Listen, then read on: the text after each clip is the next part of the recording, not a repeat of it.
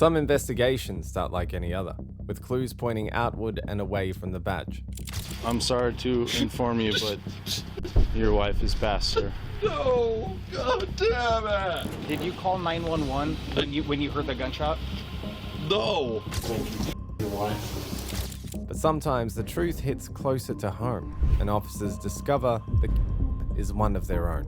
And the fact that you're making it difficult, I'm asking you to step out of the car, that's resisting obstructing. Okay? Stop! Stop! And for shots fired, shots fired. No, we were just chilling in the car, minding our business. The car wasn't on or nothing. Okay. Here are the times when cops realize that the killer is one of them. Starting with the case of Juan David Ortiz, revealing a chilling secret lurking behind the mask of a respected officer. So you know who he is? His name is David. Turn around. Hey, hey, hey, hey, hey! David Ortiz! Come out! Joshua. You can't do that, bro. Yeah, you can. He just. Yeah, you can. Sit him right here, please. On the 3rd of September 2018, police received a 911 call reporting a body found on the side of the road, Melissa Ramirez. What officers didn't realize was that this was part of a spree carried out by one of their own. 10 days later, they got another call. This time, Claudine and Luera, a friend of Melissa's, was still alive. Both women had ended up in the same dangerous situation, but investigators had no leads on the suspect until Erica Pena approached an officer after narrowly escaping the same fate. Vente para acá, este lado nomás. Ponte aquí nomás, deja hablarle. Ok, nomás ponte de este lado, please. Es que tengo que agarrar algo de ahí. Ponte aquí nomás, real quick. Ahorita te ayudo. Just tranquila. Ponte aquí, mira. Let me just get something from you. No me vaya a ver. No, no lo voy a ver, no lo estoy viendo. Me asusté bastante. ¿Y dónde está el muchacho? Trae una troca blanca. ¿Ya se fue? Sí. Ay, me asusté bastante, sir. Okay, just hold on, okay?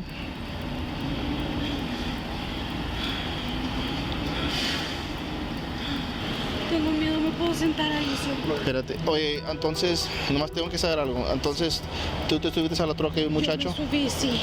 Él ofreció comprarme cigarros y compró unas beers. Y dijo, ¿vas a dar la vuelta conmigo? Y yo le dije que sí, sir. Nomás que yo nunca me voy lejos, so I noticed de que él estaba manejando muy para acá. Y le dije... ¿Y dónde estaba el muchacho de este se side? parqueó ahí. Ahí donde está la troca es esta y el carro. Allá, un tal trailer. Ay, sir, me quiero sentar. So cuando yo estaba aquí, ¿estabas adentro de la troca? Sí, me vine corriendo, me sacó la pistola y me quería subir y me empecé a gritar, help me, help me. So cuando te bajaste de la troca, ¿gritaste? Sí, sir. Okay. ¿Y no te acuerdas? Hay una Dodge blanca, vive por aquí. ¿Sabes dónde vive? Sí, sí, si me llevo ahorita más o menos sí puedo dar, sir. ¿Y por qué te subiste con él? ¿No? Porque ibas a ir a... Porque me dijo que si quería unos cigarros. Ajá. Y yo le dije que sí y él nomás me dijo, ven a dar la vuelta conmigo un rato y te llevo. ¿Esa Dodge Ram que está aquí no es esa? A ver, sir. No. ¿Esa no es? Yo traía una pistola, no más que... Are you sure he's not maybe standing around? Maybe a lo mejor está a la vuelta. Una troca blanca, sir. Mire, y luego I started getting very sick, sir. Ajá. I started getting very sick. Y le digo yo a él, maybe it's because I haven't eaten all day. Yeah. Y dijo, do you want a burger? Y le digo yo quería que él manejara para allá por la San Bernardo. Ajá. Y le digo yo, sí, pero dale para allá por mi barrio. Dijo, I'm gonna stop real aquí. They saw these really good So you know who he is? His name is David. You only know him as David or? Yeah. It's your miedo, sir. Just relax. Miedo. Ahí va, don't worry. So, ¿por qué no viniste? Cuando viniste, ¿por qué no me dijiste se acaba de ir un muchacho o algo? No, porque vengo corriendo desde allá. So, él estaba en la calle. Él estaba en la troca. Pero, manejando. sí, no, yo sé, pero ¿dónde estaba la troca? ¿En la calle o aquí en el parking lot? En la calle. Ah, ok. En la calle, sir. Y yo le dije, el señor tiene una blusa. Y luego el señor dice, allá está la policía, very scared. Don't worry, I'm you're. afraid, sir. So, ¿conoce tu familia o qué? Pues sabe dónde vivo. And how does he? So you knew this guy before? Yes, mire, el vato anda en la Zambe Ajá, y varias veces me ha levantado, ajá. ¿verdad? Y me ha dado dinero. Es que yo no lo había visto. Él Ok. trae una troca blanca. Yo no lo había visto y hace ratito lo vi. Okay. Y él me dijo, ¿quieres unos cigarros y una beer? Acompáñame a dar la vuelta. Pero él empezó a manejar para acá y para acá y yo no me dio miedo. Yo le dije que yo no vengo hasta acá. So, he knew that I wanted to get off. Y él me dice, déjame llevarte aquí para comprarte un lunch y te llevo para atrás y te dejo. Ajá. And, me dice, déjame comprarte un lonche y luego te llevo para atrás. He said she's closer. Erica knew the man was dangerous, but she had little choice. Any hesitation could have meant she suffered the same consequences as her friends. Pero las muchachas que acaban de fallecer, Las que las bombearon allá. dice la otra, I got very weird. Well, we went in his house y llegó a su casa. Yeah. I started feeling very sick. I started shaking. Me dio miedo. Okay. Miedo me dio. So yo invento. Le digo, vamos para la troca porque se me quedó algo ahí. Ajá. Y ya que nos salimos, le digo yo, ya no voy a entrar. Ya no puedo entrar. Me empecé a sentir bien mal allá adentro. So está bueno, agarró las llaves, la wallet, nos subimos y fue cuando empezó a manejar para acá. Pero ay, gracias a Dios que no me quedé un minuto más. Okay. Que algo me fuera pasado. Yo vi en su mirada, sir, que se, como cuando sabes que alguien mata todo, ay. Yeah. Oye, ¿tienes aquí golpes o qué? No, es heroin. Por los... Y Sir, ahorita él vio, ya ahorita ya vio que estoy aquí. está bueno. Don't worry, you're safe with me. Sir, ya ahorita ya vio. Sir. You're safe with me. Don't worry. On the 14th, Erica felt a mix of fear and courage when she asked David about Melissa Ramirez and Claudine Luera. His eyes darkened and he advanced toward her, forcing Erica to flee the house in terror. She tried to calm the situation by suggesting a trip for cigarettes, but tensions escalated in the car. In the parking lot, when she mentioned her friends again, David pulled a gun, but Erica broke free, leaving her shirt behind and screaming as she ran, her quick thinking ultimately saving her life. Another officer drove Erica around the neighborhood to pinpoint the suspect's house. Any mistake could have been deadly, which made her extra cautious. Okay, well just relax, though. You're doing good, okay? And I'm, como te digo, like, I just want to remind you, aquí estoy para ayudarte, okay? And we're gonna help you out. Black and mild, sir, antes de entrar. Okay, ya les mandé diciendo que te agarraron uno de esos, okay? ¿Y me lo van a agarrar? Yeah, I send them a text right now.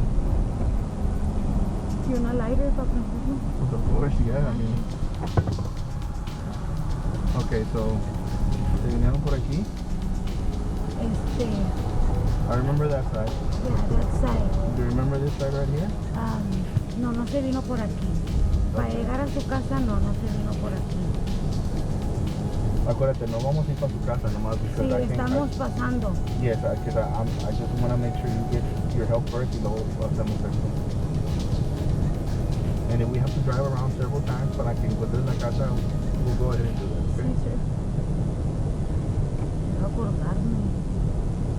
Mire, se me hace, sir, que para llegar para su casa, ay, es que no quiero confundirlo.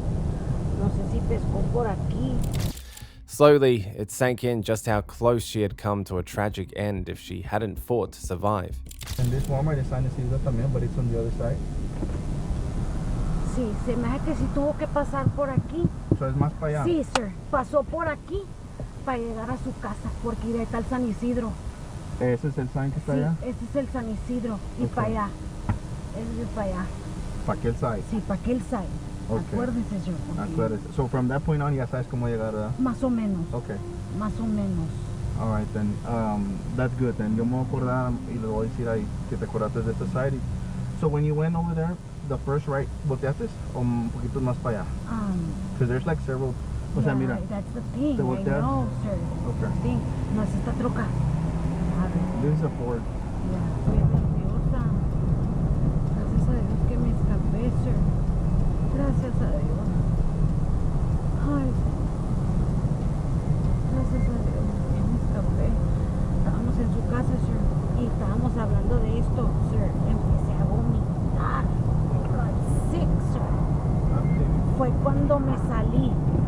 Que Oh, o sea, tiene rato. no le digo que no lo había visto como en 2 semanas. Ya. Y me había ido a buscar a la casa, nomás que yo no estaba en la casa. Mi hermano me dijo, oye, vino a buscarte este muchacho David, toque. Dile que aquí no vives. Y lo vi yo, ¿verdad? Y le dije, oye, no estoy yendo para mi casa. Porque sí lo he visto como 4 o 5 veces. Sí me ha levantado, no le voy a decir que no, y me ha pasado feria. Le voy a hablar al chile como se No, dice. and that's fine, mira, es mejor hablar Al chile así. le voy a hablar como, ¿verdad? No, O sea, para que me entienda. Of course. El vato me ha ofrecido feria y yo me he ido con él, pero yo no lo había visto. No, that's fine. Yo no lo había visto, sir. Meanwhile, officers reviewed footage and quickly identified a vehicle matching Erica's description.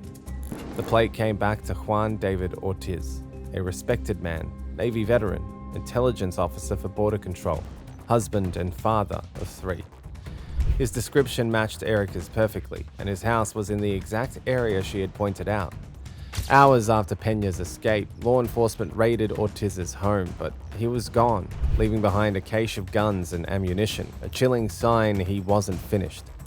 With the situation escalating, officers patrolled relentlessly until, in the early hours, 2 of them spotted his truck at a gas station on the edge of Laredo, ready to confront him. That's his truck right there. He walked inside. He walked inside? Yeah. 3845. I'm with Bradshaw. Are you in contact?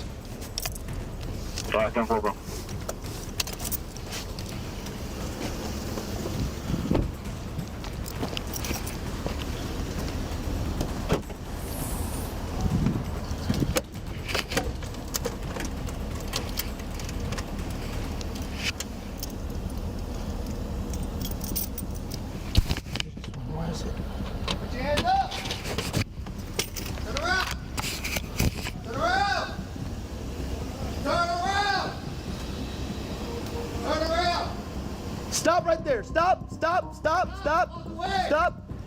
Is this your truck?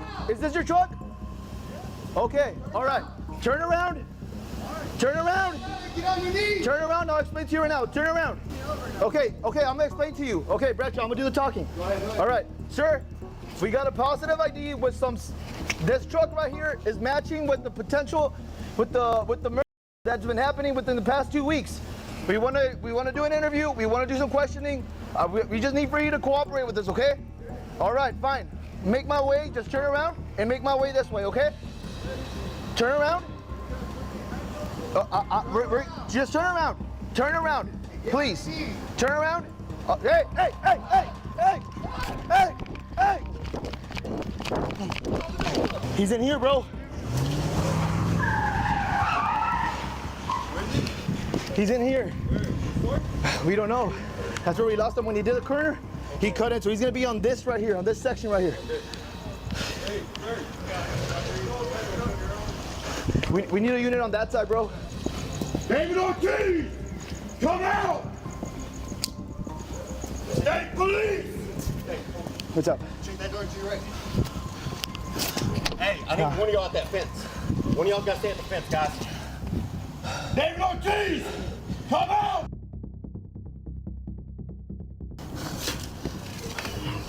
He's gotta be, bro. He couldn't have made it all the way over there. Calls flooded the police station as the investigation intensified. Ortiz had already claimed the lives of 2 other women, Griselda Alicia Hernandez and Janelle Ortiz, making it clear that every second was critical. What was you wearing? Jeans. Khaki shirt, bro. Jeans, Yeah. khaki shirt.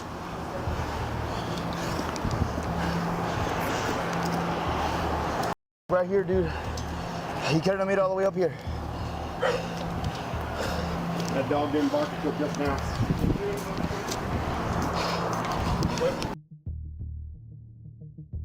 Up here, go down.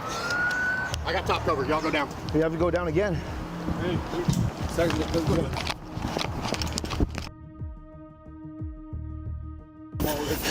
Hey, you want to go in? Let's go. That's what we're trying for. We're right here. Oh. I don't know, Wade. I don't know how he could have jumped. Nah, that's not it, Wade. It's not it. He couldn't have made it, 100%. He couldn't have made it, 100%. 100%, Wade. 100%, bro. 100%, bro. 100% sure he could have made it. He could, bro. Can you make this in 5 seconds? After running 1, 2, 3 blocks? I don't know. I'm trying to think of other ways, because right now we've got this on lock. Okay, let's just say, okay, boom, I know what to do. I'm gonna go talk to the hotel. They got any cameras? Yeah, they're waiting on some other guy's approval. Are you serious? Yeah. Brad already went in there. So, in the military, you always taught to least path of the distance. So, jumping right there's one. This would be your second option.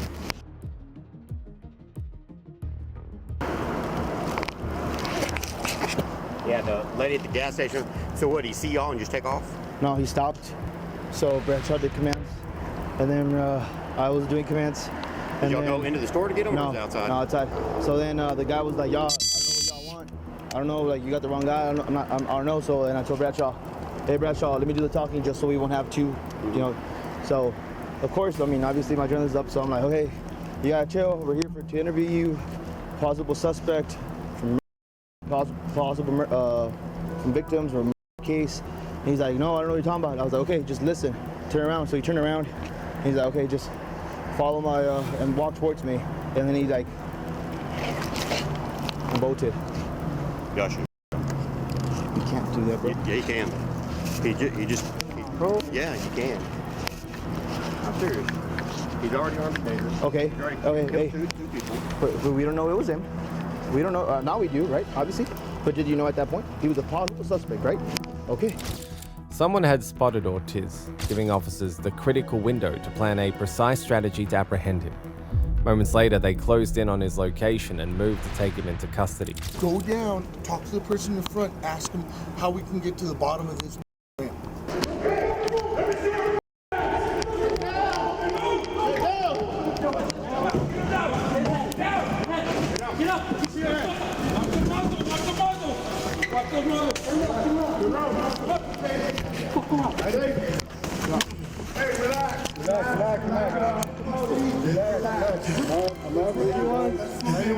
Let's talk for this.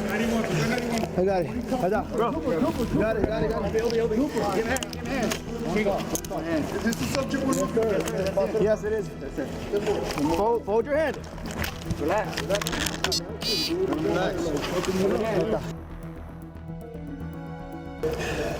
What's your name, bro? You already know. Huh? You already know. What's your name? You already know. All right, let me see your face. What's your name? I got a picture. Simon. What's your name?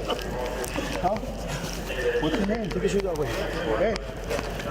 Hey. Pick him up. Get him up. Get him up. Look. Put him next to me. Sit him right here, please. Let's see your face. Hold on, please. Okay. Come in.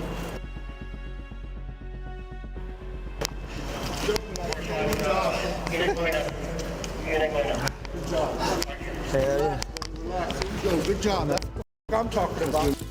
The interrogation with Ortiz stretched nearly 10 hours. At first, he denied everything, exuding arrogance and trying to manipulate the situation, unaware that investigators had already pieced together the full picture. Are you okay? Or are you still around with Erica? Because I would always go with Erica. I told her no, dude. I told her. Okay, so we're pulling into the greenhouse. Así, dije, mira, dijo, yeah, I'm speaking English. I thought pinche Erica. Sería, hey, that is her. Melissa abre la puerta, Erica! They're freaking Erica. Erica kept going with some other dude that she was. Se mete Melissa. Melissa goes in. That house has like rules, like they're in and out like in 5 seconds. Se mete, sale. She goes in and comes out. This is Melissa. I'm like, güey, levántate, güey. Hey, dude, wake up, dude. Güey, levántate.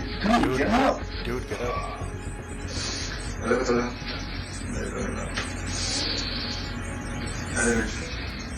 Dude, get up. After a while, I'm like, okay, I'm just driving around like a dumbass. What the f? And she flat out. Complete deep sleep.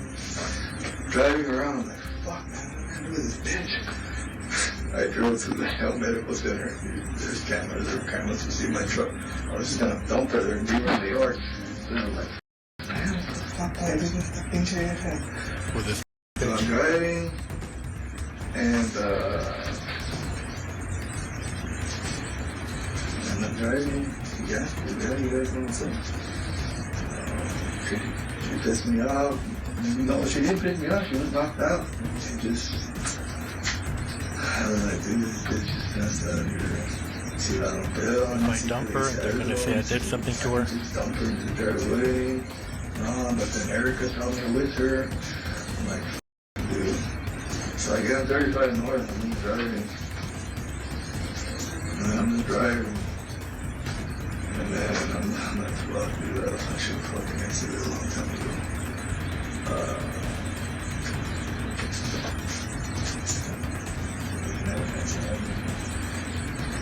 I exited at the 18.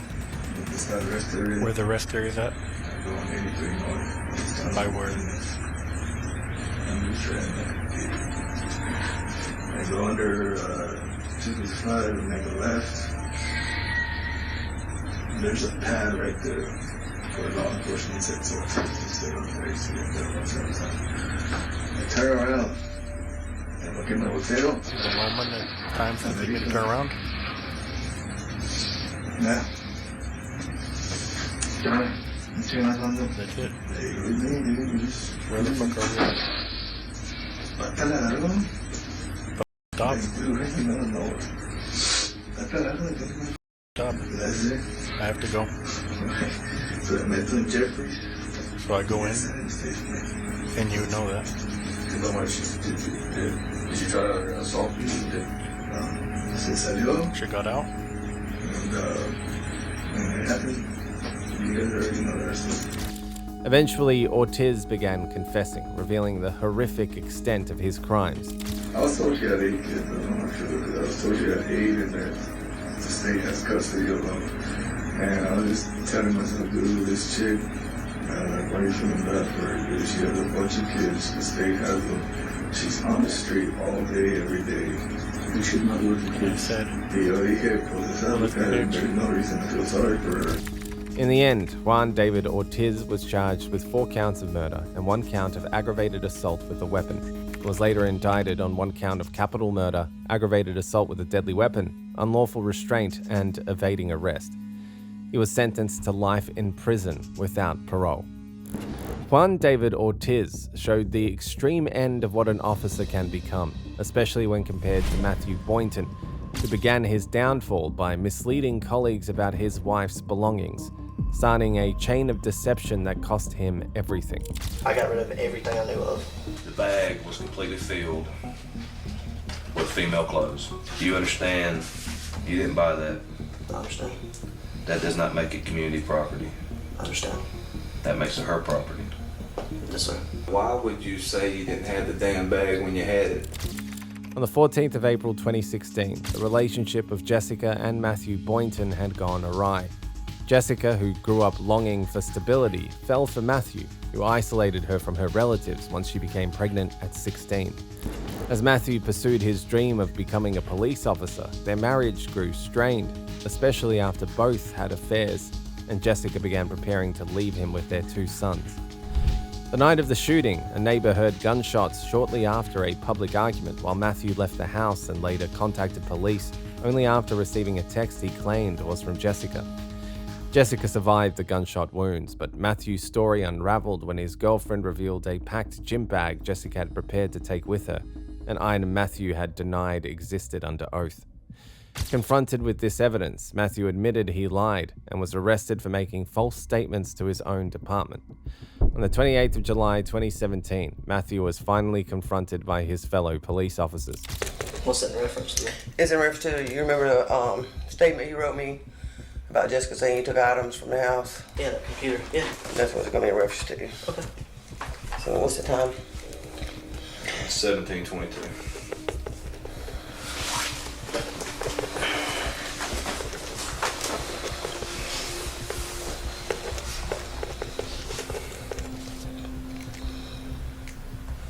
How old are you, Matthew? 21. What's your current address? 130 LeMay Road. Spell that for me.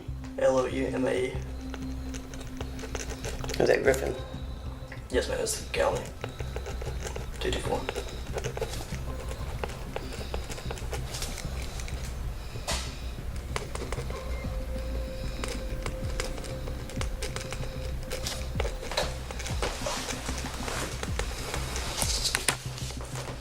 Alright. And what's the last grade you completed in school? I graduated high school. Okay. At college.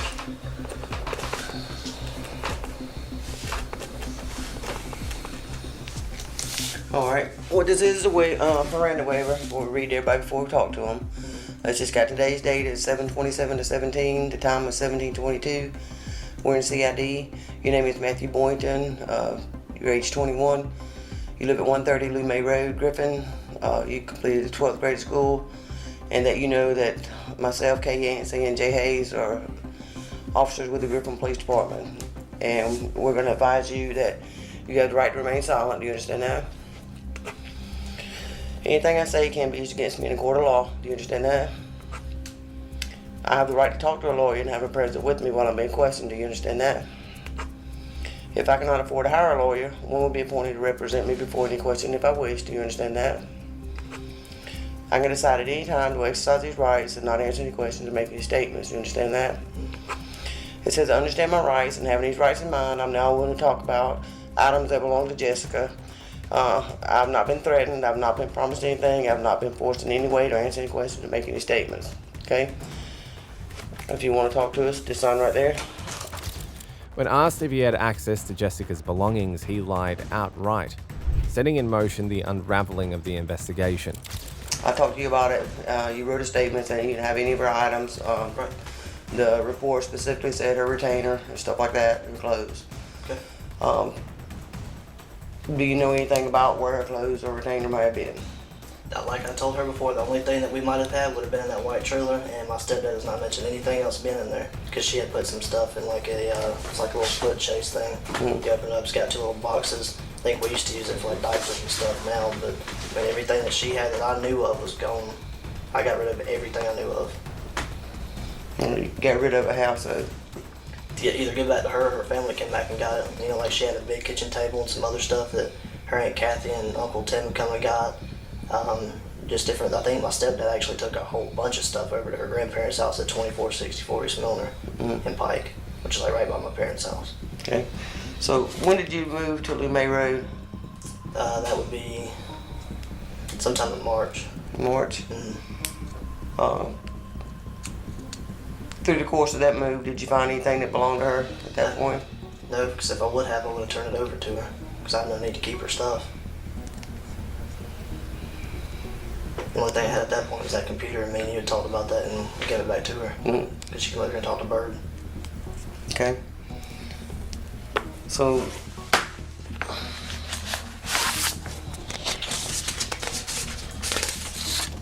do you recognize that bag? Yes, that bag that Jessica let me use to put all my gym stuff in when we used to be together. Okay. So when's the last time you saw that bag? It's been a long time. Like I said, when I used to work out at, there's 2 gyms in Thomaston. I don't remember the name of it. I used that one, and I had a gray Nike bag I used to work out in. So I interchanged my stuff like protein drinks, powder shakes like pre-workout, workout shorts, pants, shoes, whatever. I put it in that bag or my Nike bag. So when's the last time you saw that bag? I mean, it's been a while. I don't know an exact date. I don't know. I think my stepdad, he had it in the white trailer, and that's been a while. And he brought it, but I haven't been through it or anything. He put it in my storage thing in my house, which is like when you pull in the driveway. It's a little storage thing on the right. You open the door and it's got all my stuff in there. I had to clean some of it out recently. That was tossed in there, but I mean, it's in there with a bunch of my stuff, like a brown tub I used to keep in my old patrol car with gym stuff in it and work stuff. Would that be the utility room or carport room at your new house?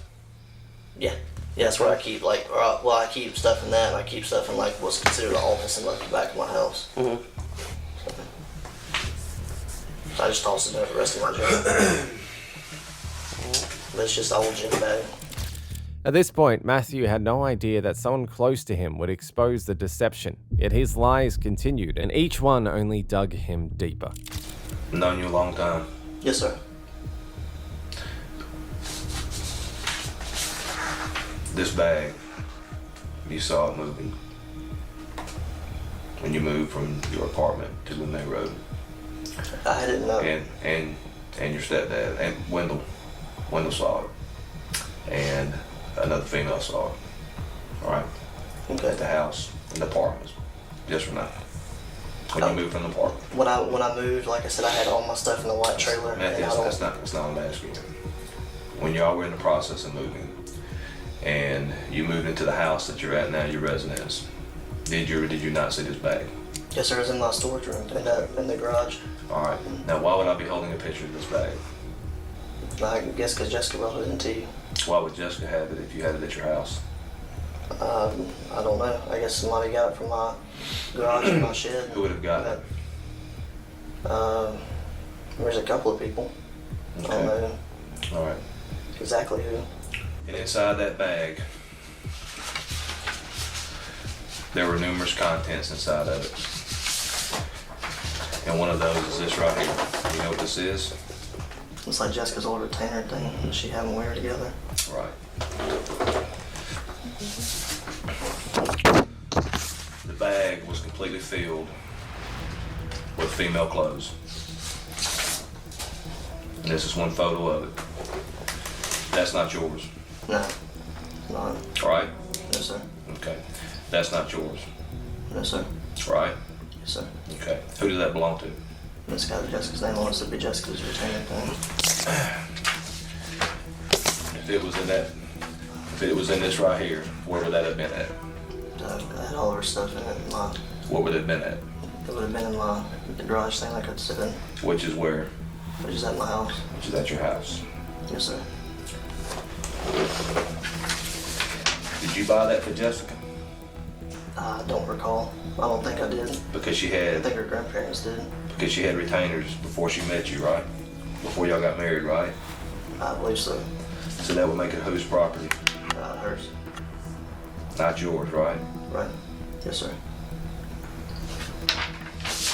Whose bag is that? Jessica's.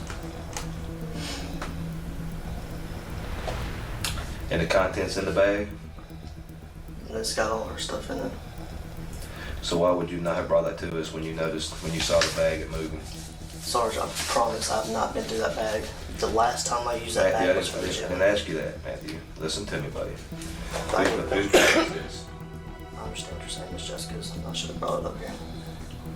You know, all things, and I don't know anything about your other issue, but all things involved in reference to this case, all the going around, the statement that you wrote. Where's the statement at? The statement that you wrote. The statement. I didn't read this. I don't know what the statement said. What did it say? It's just very brief. I gave Jessica her property like I gave her a computer and everything. Right. Yes, sir. Whose is this bag? It's Jessica's. Trapped with no way out, his attempts to cover up the truth only made it clearer to his supervisors that he was hiding something. I didn't think about it because I used it as a gym bag and she let me use it. I understand what you're saying. Matthew, you're a police officer. Yes, sir. I understand. You're a police officer, Matthew. You know we are held to a higher standard than anybody else. I understand. You know, people don't expect us to make mistakes, and they don't realize we're human. I understand that. You understand that. I should have been smarter about it.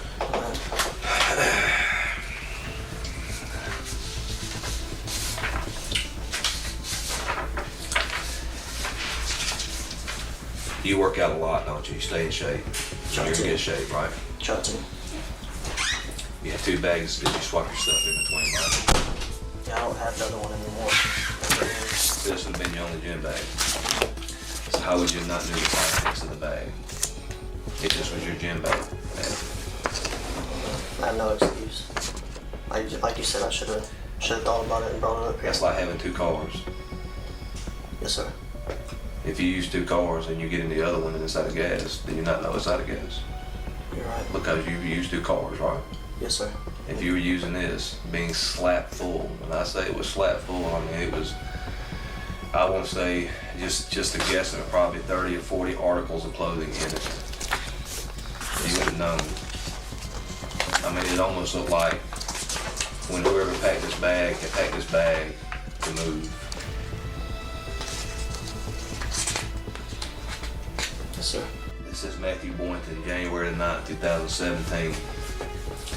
I was advised to complete a statement on previous date by Lieutenant Yancey. Jessica Lester Dash Boynton's property was already previously returned to her by my stepdad, Charles McDaniel Jr. Shortly after Jessica got out of this hospital, the dining room table, along with other items, were picked up by Kathy Zellner for Jessica. The remaining items, such as Hope Chest clothing and other miscellaneous items, were returned to Jessica. I do not have any other items of Jessica's. This is Matthew Boynton. Is that your statement? Yes, sir.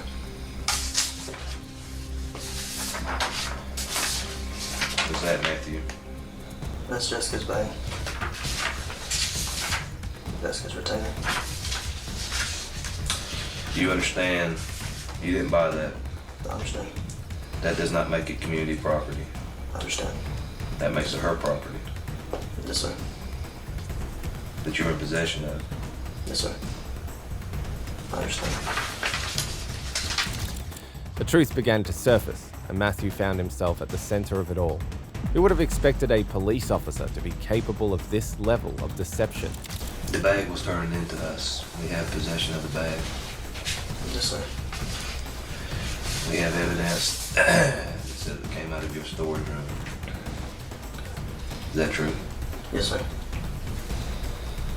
Is there anything you'd like to say? No, sir. I said I was just done with my part script. Do you believe that statement to be accurate and true? Not now. Did you believe it then? No, sir.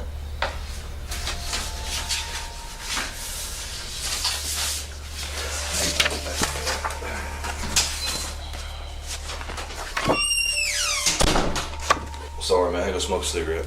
You're good. Matthew, man, I'm walking around outside. Why would you say you didn't have the damn bag when you had it? You know you can't give a sworn statement and lie on it. I know, Sarge. Why would you do that, Matthew? It was a bag, man. It wasn't. It's not like it was. Talk to me, man. I mean, help me understand.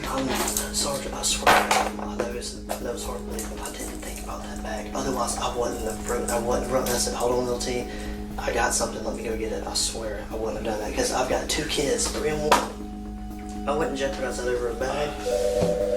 I'm telling you, Sarge, if I would have thought about it then, I would have said something. But you knew you had the bag. Did you not know you had the bag? I'm sorry. My mind's right. I know I did. I should have turned it in, but not only because I'm a cop, because I should have, because it was Jessica. Even if she let me use it, It was the right thing to do, man. I'm clear. Yes, sir.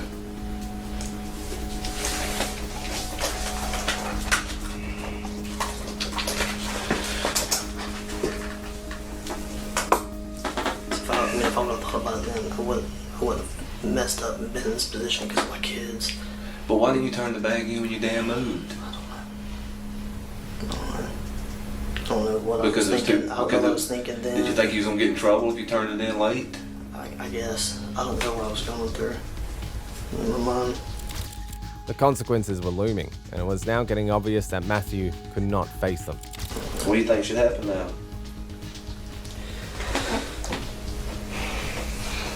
I know that's probably gonna happen. No, that's not what I asked you. So what do you think should happen?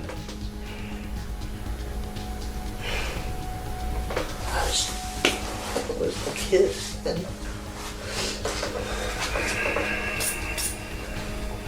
My kids are daddy's boys, man. If I would have thought about it, I would have done it. Of all the stuff that you see about you, you know if you were in possession of something that belonged to her, you know you could have brought it to me. You know I'm going to do the right thing, you know I have to do the right thing. I would have took care of it. I would have gotten the bag back to her. But when you knew you had the bag and you didn't do anything about it, man, you put me in a situation where I don't have any other choice. I'm clear. I'm clear. There's no excuse for it. Here. I know it's got that on there. It's so hard, like, I love working here. I know you do. And I asked you, I was so scared to come to work every day. Why? Because every time I did, it was always 11:79 or 10:22 to 42 come up here. And it's always something. I don't know, maybe I thought if I brought it up here I was going to get fired and whatever, man. I don't know. I'm so young.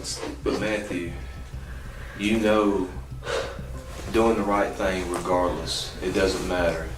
If you do the right thing, you can live with yourself. 9 times out of 10, I do. I mean, that's the way I was raised. But you know that. You know that you have to do the right thing.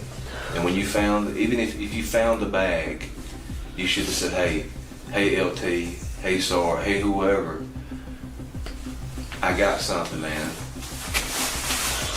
Stop for a minute, talk to me. I don't know what I was thinking then. I don't know if it's because I was scared. I mean, I told you, I come to work every day scared. There's no excuse. I'm not trying to make one for myself.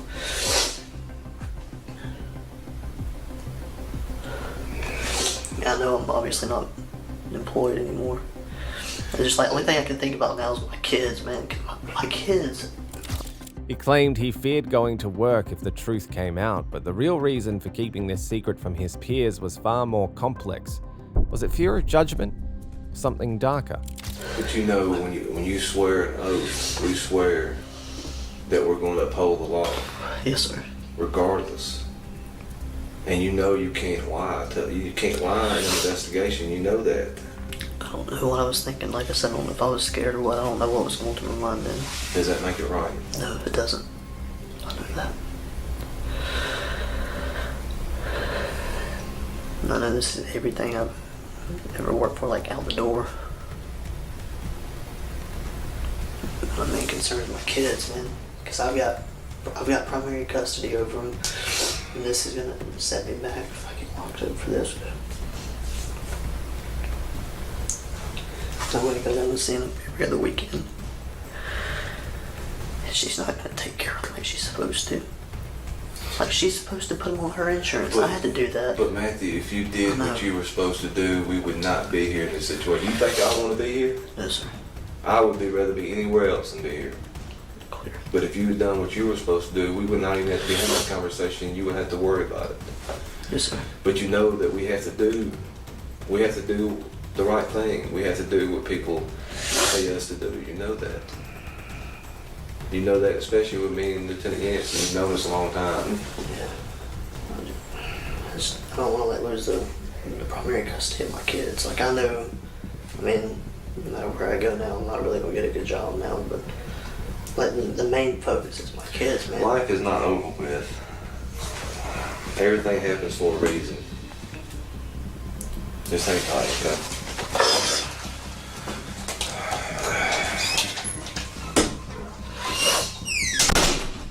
Get your phone and your glasses. Get your stuff. Can I get that flashlight and a lot of stuff whenever y'all get a chance? Nearly every piece of evidence supporting Jessica's claim of being targeted was either excluded or dismissed, a result many saw as inevitable given the close relationship between the sheriff and the judge. Matthew insisted he feared she might harm herself or the boys, but a full psychological evaluation contradicted that, and Jessica was limited to just 4 supervised hours a week with an armed officer present. In the end, Matthew Boynton was charged with making false statements and violating his oath of office, both felonies, but he wasn't indicted and was hired as a reserve officer only 4 months later. Then in 2018, their oldest son reported that his father had hurt him, prompting a year-long investigation that ended with child psychologists recommending the boys have no further contact with him. Matthew Boynton may have shattered the trust of his colleagues and family. And now to Officer Felipe Hernandez, a patrol officer whose encounter with a trespassed individual led to a life-ending decision. 80% fired, shots fired. Get her out. What the? It's just a pinball gun. Okay, what's in his waist back there? That's a pinball gun.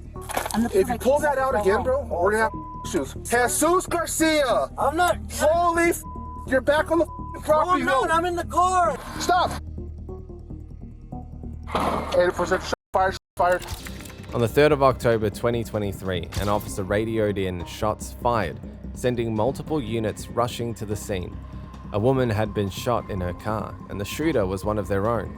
While conflicting accounts began to circulate, body cam footage of the suspect would later reveal the truth. Officer Felipe Hernandez had been investigating a suspicious vehicle when minutes later he made a shocking call over the radio. 80% fired.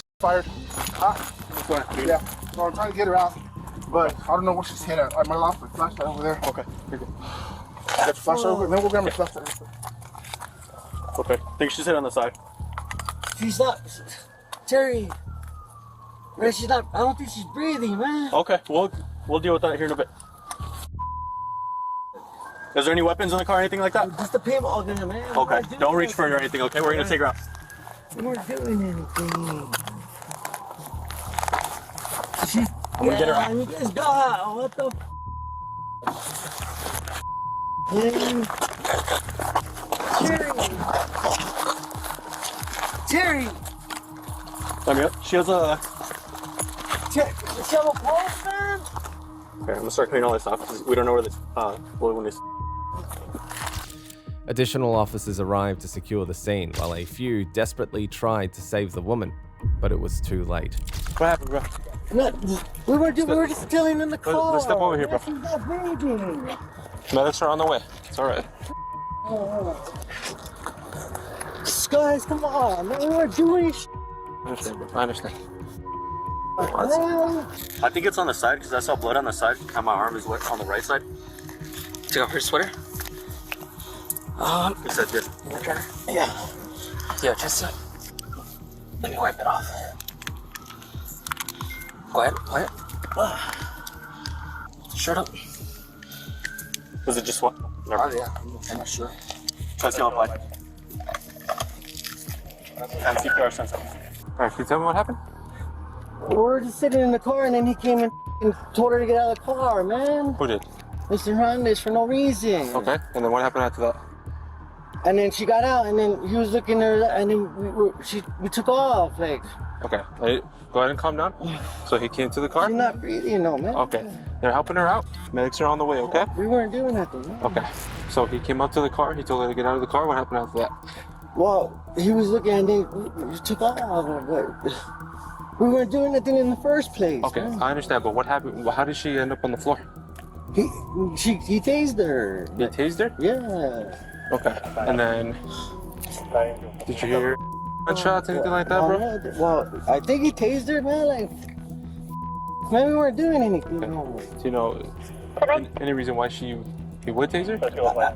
No, I don't know. Like, we were just chilling. We were just hanging out.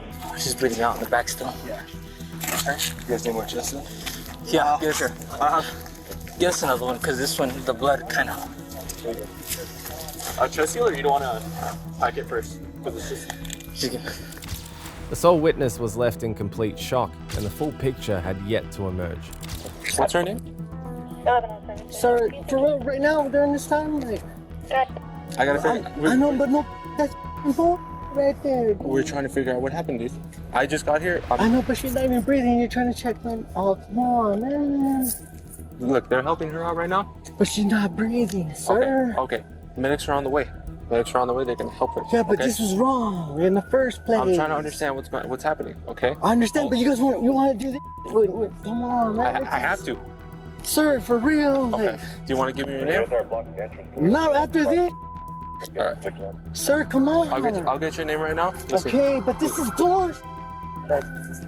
You guys are up for blood for no damn reason. We weren't doing nothing, man. Okay. Wow, what the? The reason why he stopped you guys? No, we were just chilling in the car, minding our business. The car wasn't on or nothing. Okay. That was wrong. What he did, like for no reason. Oh, what the? I'm just trying to figure it out. I know, sir, but come on. Like, who is she to you? she used to be my ex-girlfriend. Like, Your ex-girlfriend? yeah, we're just chilling. We're just hanging out, man. Okay. At this time, we're just chilling. I know it's late, but come on. Yeah. Right.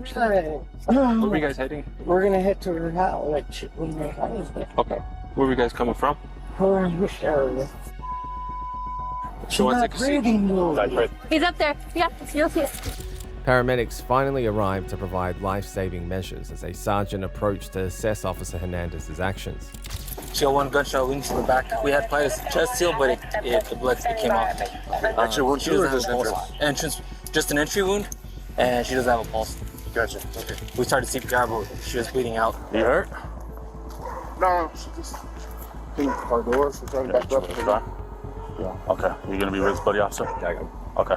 CID's already being contacted. Okay. So if you just wanna, I guess, take him down to the station, just wait there in the CID briefing. Okay. So we'll lock it down here. Is it way down there? My bike and everything's right over here in front of Brother Court. Okay. But I did move my bike though. I went to grab my bike and my flashlight and my notebook that hit the ground. Okay. So. What was she doing? Right next to me. I don't think there's an exit. There's not an exit on it? No, it's going to do the back. Hey, can you have him priority download his camera? By then, the witness remained hesitant to cooperate with the officers who had shot his ex-girlfriend, and it took a considerable effort to gain their statement. Items resembling a firearm were recovered from the passenger, though it remained unclear if they were real. Do you want to give me your name, man? Guys, this is wrong, man. I don't. This whole government. So we need your information, man, because you're with us right now, and there's an investigation going on. She's though. No, it's a big deal. It's a big deal for sure. So can you give him your name because you saw what happened, right? It's a big deal. You're protecting both him and her, and talking to him, giving you. Yeah, but. So these are. Listen, if you give him your information, it's protecting both her and. He's a little co-19, but he's not really giving me anything yet. I know, but what if I have a woman or something? That's not why we're here. No, that's not why we're here at all. We're here because we're trying to help her and help our officer, okay? I promise you, that's why we're here. It doesn't have anything to do with running, okay? It's Jesse Garcia. Jesus Garcia. Your name is Jesus Garcia? What's your phone number? I got a new phone. That's okay. You know her name? You got her information? Did you get her 49? Yeah, here, yeah. You have it? Oh, man. Hold on a minute. I just have his 49. Okay. Not hers. Oh, no, if she or what? What's her name? Terry Gomez. She or what? I don't know. They're still working on it right now, okay? So just cooperate. What is it, Terry? Yeah, Terry Gomez. I don't know. Did you find out the weapon? Did you pat him down? Say what? Did you pat him down? No, I didn't. I would pat him down just because. I know I already asked you if you had any weapons ID, but can I just make sure? Can I just pat you down real quick? You can put your hands behind your back here. And like I said, you're not in any trouble, so just man, you know. We'll try to come over. Can I take it out? Can I take it out? Yeah, okay. Put in the inside. In the inside pocket? In the inside pocket? Yeah. Hold on, don't reach for it, don't reach for it. Officers suspected the passenger was withholding key information, knowing that he had been present when the shooting occurred. Can you let him? No, stand by. Even though he's a passenger? Yeah, we don't know if he's a suspect. Can I ask Sarge real quick? Yeah. Hey, Sarge, why aren't we running him? Huh? Why aren't we running him? There's a passenger, and he saw the whole thing inside the car. You asked me. What do you mean? Like, why aren't we running him? I didn't say you couldn't. But you said to question him. Because he's got to be questioned with another agency because the whole task force is coming out. So we can run him right now? Yeah, you can run him on scene, just make sure he's clear and whatnot. But I mean, you don't need to. All we said is not to question him. So you have his 49? Yeah. Can you run him? No, on 2. We got channel 2 for us, so we'll just stay on 2. Because nobody had pat him down when I walked up. Nobody did. I didn't know anything about him. I thought he was a witness, so. Oh, I'm just saying. Why would I do it? So, like, treating him like he's a suspect. Treat him like he's a suspect. Well, I don't know why we're not treating him. No, you're right. I just, honestly, I thought he was a witness that walked out of his house. So, because nobody told me otherwise. So, because I was dealing with all this and trying to make sure everything else was squared away, so. As the victim, Terry, was rushed to the hospital, officers and first responders pieced together what had actually occurred. Now, the true identity of the witness was revealed, though that wasn't the most shocking element of the case. I'm showing invalid suspended on an ID card only. 59185 brown eyes. Controls. Show that he has one out of the district attorney's office. There we go.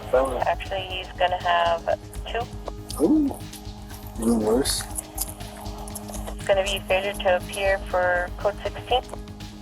History of resisting, evading, obstructing. 1 is gonna be nationwide for controlled substance. 10,000 secured bond. 2nd is gonna be 10,000 secured bond. And it's going to be for breaking and entering. He also has 1 out of LCPD for failure to appear for trespassing. And he has 6 munis. Eventually, Officer Hernandez was then formally assessed for his actions. All right, Hernandez, all we're doing is we're gonna be taking overall pictures. We'll be sticking little numbers or letters on each individual portion of your vest. So there's some questions I need to ask real quick. Are you injured? Yes. Okay. Have you been checked out by medical staff yet? Okay. We'll make sure we get that done for you, okay? During the were you kneeling, prone, mounting, or something else? Standing. Standing. Okay. How many rounds do you load in your magazine? Topped off. What is 16 plus 1? Okay. 16 plus 1. So basically, we're going to be taking pictures around your hands, arms, you name it, we're taking pictures, okay? Okay, so you said you were injured. Is it just these? Yeah. Okay. Alright, so if you can just give your arms for me. Meanwhile, the witness had to be taken into custody due to outstanding warrants. Okay, thank you, Sandra. We'll detain him for now, and then we'll. Who ran him? Well, technically Guerrero, but I guess. I'm not sure. It's a proper injury. What? It's proper. Does he possibly have warrants? I know. I thought we were talking about. Oh, we are now. Okay, cool. The warrants for this male subject that we ran out here, can you confirm with us? Stop tensing up. Relax your arm. I'm not tensing up. You're the one pushing me. Because you're. What am I doing? I'm not fixing my arm. Okay. What did I do wrong? Why are you guys all being at me now? When I've been waiting here this time. This is crazy. What did I do wrong? Because I'm not asking you questions because I'm worried about her. I want to go to the hospital and see if she's okay. Oh, yeah. So you guys are arresting me because I want to see if You're going to jail. Okay. Did she know? No, man. Hey, Central 1107 has another Okay. tent.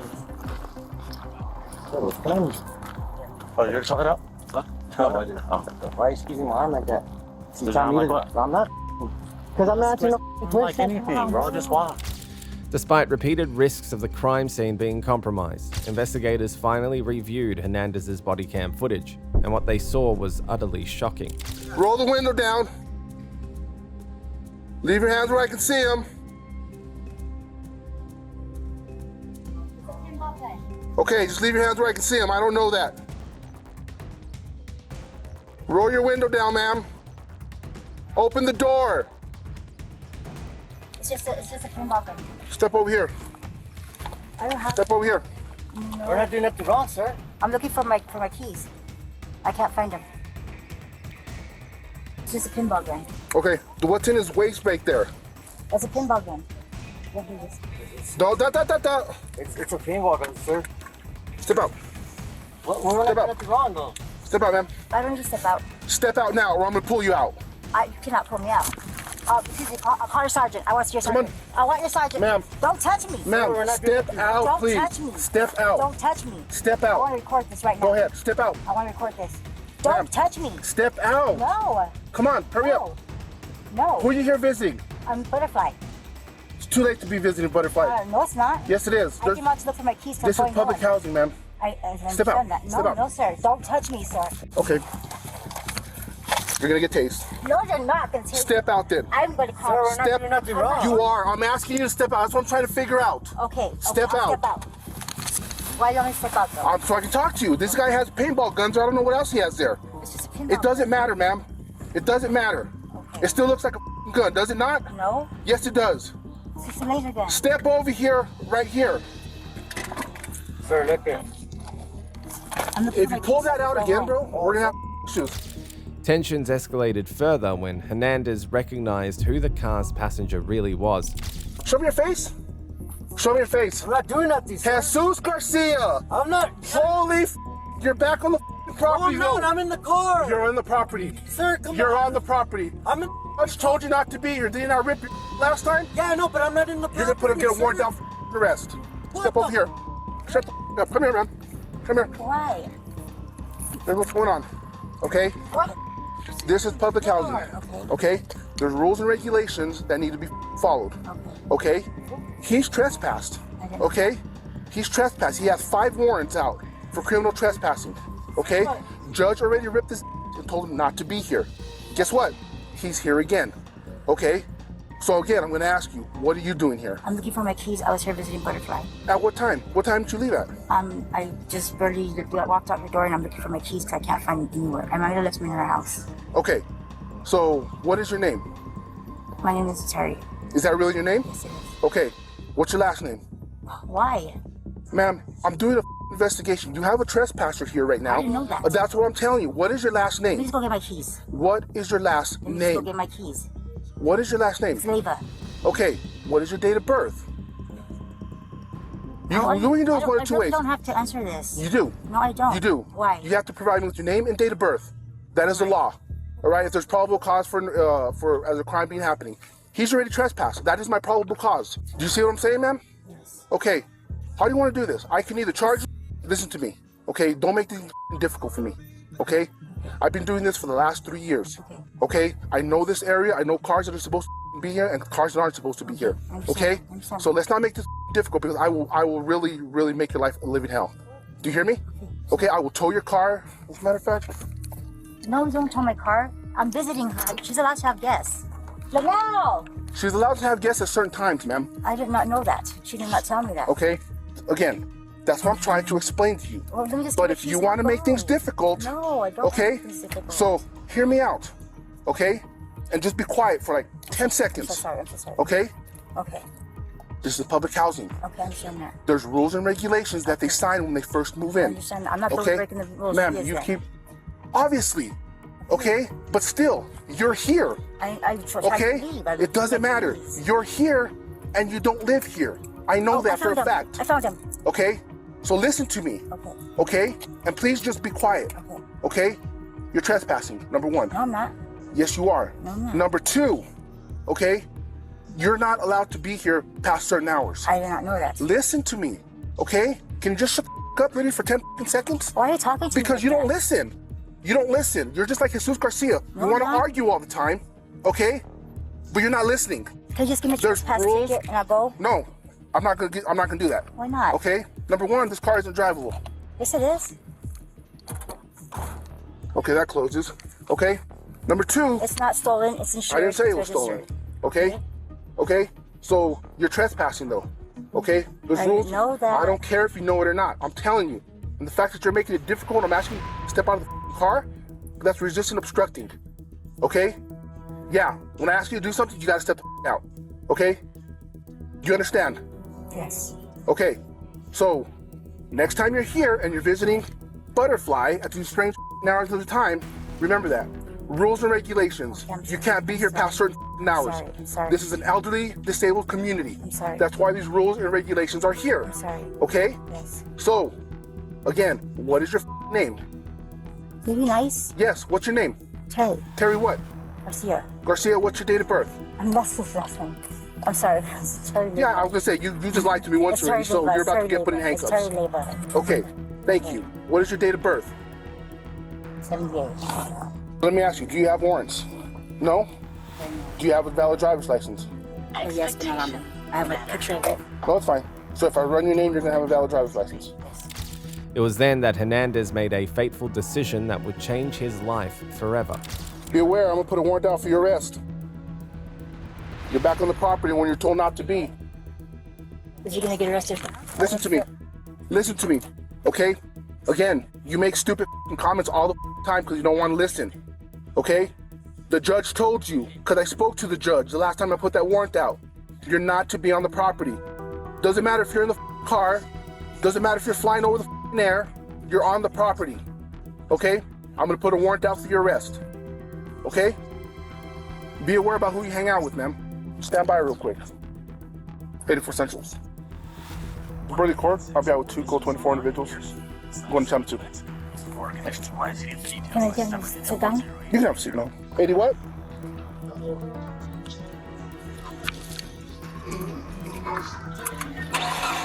$84 Central 2. Stop. Stop! Stop! 84 fired. Fired.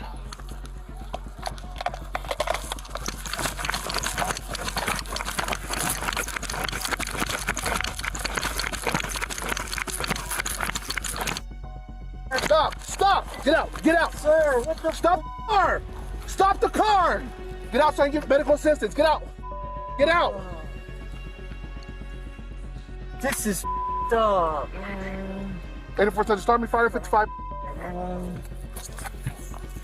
Get out! We weren't Get out! doing nothing. She almost hit me with the car! Get out! In the beginning, Get out! I was saying. Get out! Man, that's f***ing crazy, man. She almost hit me with the car. I know, but we were doing it in the beginning. It doesn't matter. I'm not trying to find out what's going on here. And you're trespassed. I recognize you're trespassed.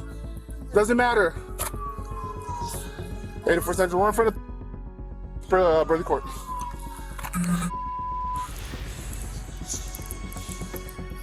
Terry. Terry, go. No, shots fired on my part. She almost hit me with the car. Man, Mr. Man, you weren't doing nothing. Terry, stay with me, Terry. Terry, stay with me. In the end, Terry Gomez passed away on the scene. Officer Hernandez was charged with second-degree murder, but was acquitted of that charge and instead convicted of voluntary manslaughter. Officer Felipe Hernandez's case shows how a single lapse in judgment can have tragic consequences, while the next case on former state trooper Dan Howard exposes a cop husband who couldn't let go. Please tell me it's gonna go away. I'm sorry to inform you, but your wife is passed, sir. No, God, that. When she said she didn't want a divorce, or she does want a divorce, it changed about every other day. Thank you, your wife. On the 2nd of February 2021, officers received a frantic call from a man about his wife who had self-harmed. They realized that the call was from Dan Howard, a man who the police knew was already in a volatile state. Yeah, so just so you know, we're 60 or nigh. This guy that we're going to, retired ISP. Yeah, but he's super volatile. He's torched off rounds. He's done all kinds of shit. So we're waiting for all of us to get here to go in and be aware that it could turn into something major.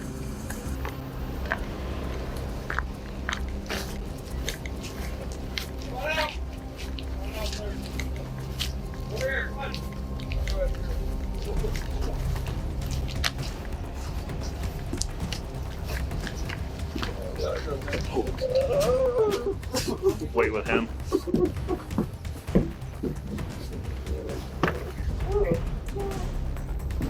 Get bugs?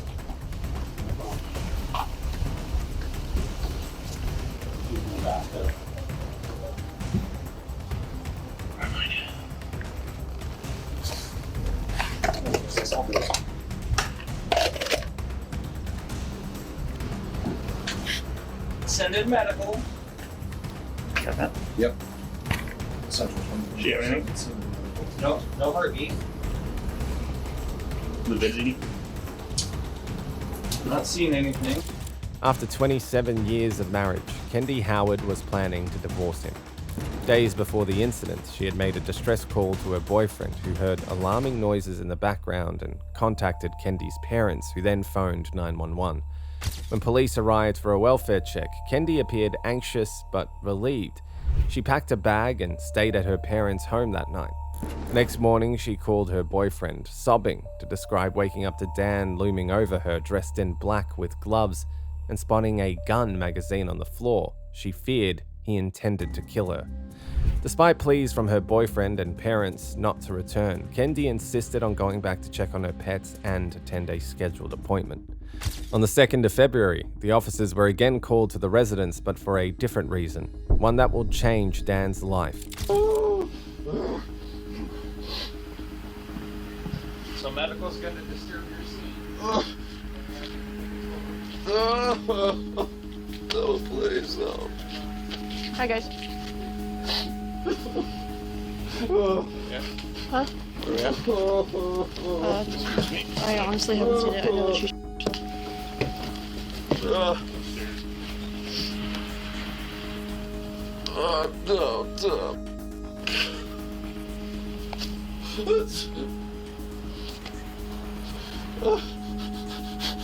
Please don't tell me it's gonna go away. Hi, sir. Good, how are you? No, please.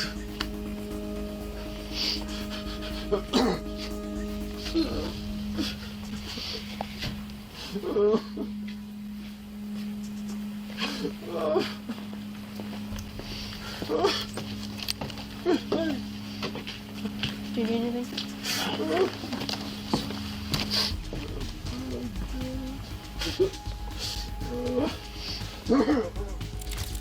Though his emotions seemed intense yet eerily restrained, officers had no choice but to confront Dan with the reality of what had unfolded. Do we give him? This is a different case. So given the circumstances of him and emotions and things like that, do we want to tell him? I don't think medical, did medical tell him that she dead? I don't think so. Do we want to tell him or do we want to wait? You better tell him. Okay, I got it. Actually, you know what? You haven't done one. Go tell him. Okay. Before I take pictures? Yeah. Okay. What's his name? Dan. Thank you. Stan?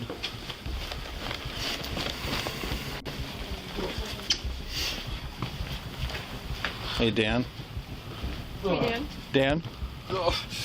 Hey, Dan, I'm Deputy Wheeler.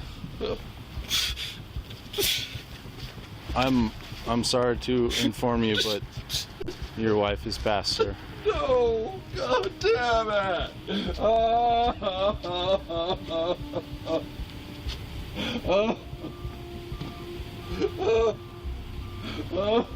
Hey, Dan? I got it. Hey, Dan? Is there anyone that we can call for you? Anyone that It's can... gonna devastate my... Oh my God! Is there anyone we can call to give you some support or anything like that? Any family that...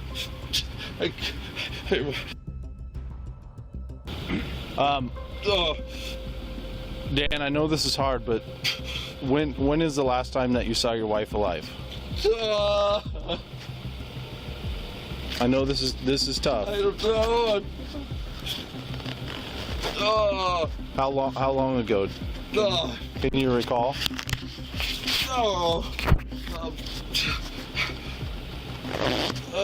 What time is it? Did you call 911 when you heard the gunshot? No. Okay. I didn't. Oh no. I didn't. Well, help us out with the time frame, all right? I didn't think it was a gunshot. I was Okay. downstairs, TV going. It sounded like something hit the floor or something. I don't know.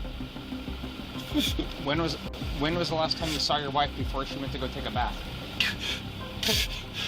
Hour and a half. Hour and a half. 2 Hour and a half? hours. Okay. Hour and a half or something. I don't know. Okay. I really don't know. I'm out of it. It's about 11:15. Maybe 9:30. 9:30 or so? I think. Okay. I don't know. It might be wrong. Despite his cries, police remained cautious of Dan Howard. His violent past made that necessary. Back in 2013, he had discovered his wife in an affair and threatened the other man, pointing firearms at him and even stalking him. Dan had worked as a trooper with the Idaho State Police for 19 years, but after a warrant was served at his home, he resigned following his suspension. Investigators found thousands of rounds of stolen ammunition, a fraudulent Harley-Davidson title, and evidence of poaching a white-tailed deer without a license, leading to charges in both Nye and Bonner counties.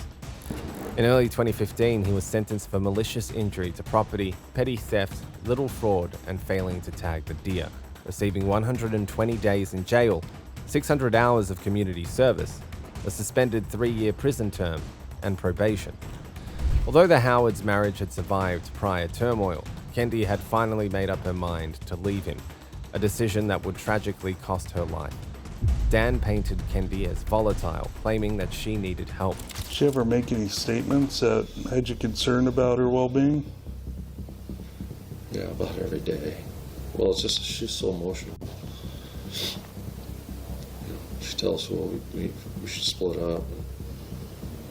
And I agree with her, and she'd go the other way. How long has this been going on? This hitch, last hitch, we were pretty distant, you know. I knew something was up, but last month then? Yeah, whatever that turned out to be. Yeah, pretty distant. Do you suspect she was cheating on you again? I asked her that. I asked her that to give me closure, because, you know, that would be it. But she said she hadn't been. You believe it? Man, her behavior, I don't know. It just doesn't add up. Okay? What doesn't add up? She's behaving the same way she was before. And, you know, before we made a go, that was pretty good. And, when she said she didn't want a divorce, or she does want a divorce, and it changed about every other day. She went and put earnest money on a house while I was up on the slope down there. Texted me once that she was going to go see an attorney.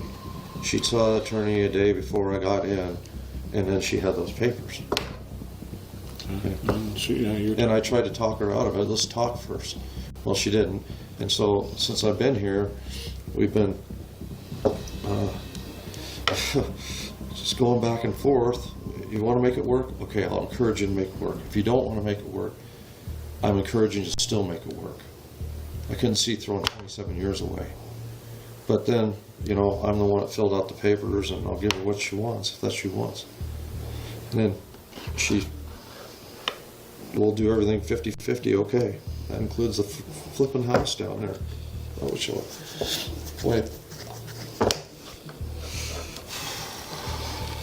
So I mean, obviously you're wanting to make things work here, and she's I'm trying to encourage her. And she's telling you, you're not hearing me, I want the house and to change. Okay. I feel out of love, that breaks my heart, I'm hurting you. Yeah, and then she'll come back and go, well, I'm not sure if I want the divorce.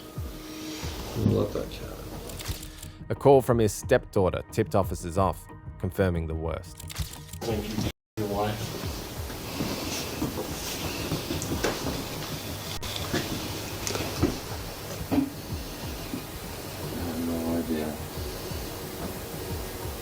Because I got to tell you, that phone call put chills down my spine. How many people?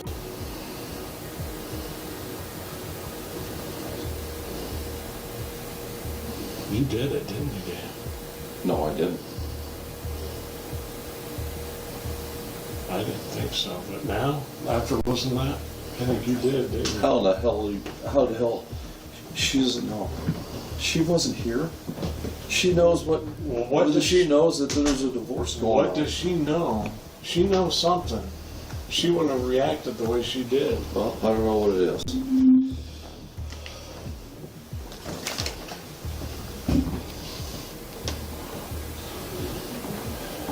Mother, she obviously had concerns if that was her knee jerk. Okay, well. You understand where we're coming from? Because I had talked to my daughter about that.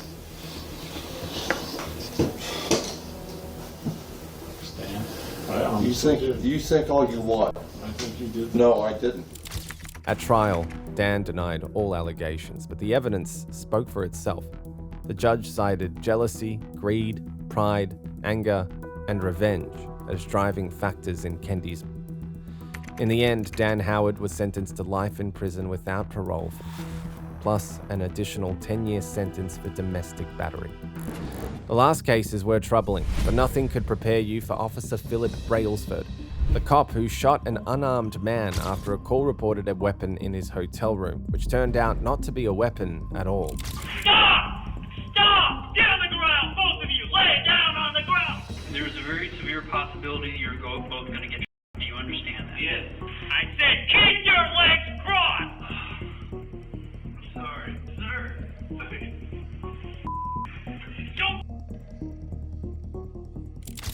On the 18th of January 2016, police were called after a rifle was reportedly pointed out of Daniel Shaver's hotel room where he was staying on business. Officers were already waiting in the hallway when Daniel arrived and were immediately instructed to follow their commands. Stop right there! Stop! Stop! Get on the ground, both of you! Lay down on the ground! Lay down on the ground! Who else is in the room? Nobody.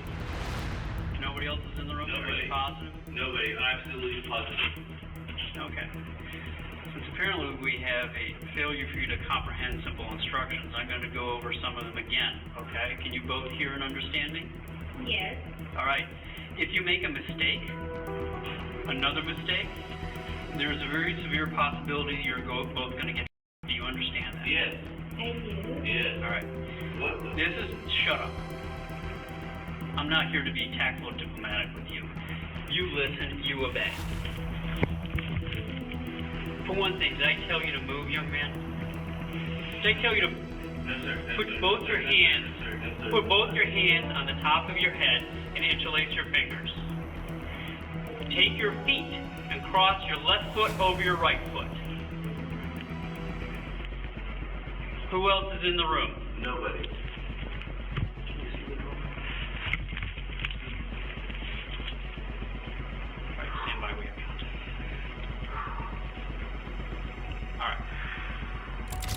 Confused and heavily intoxicated, Daniel and his friend tried their best to comply, yet the officer's hostility made the situation unnecessarily tense.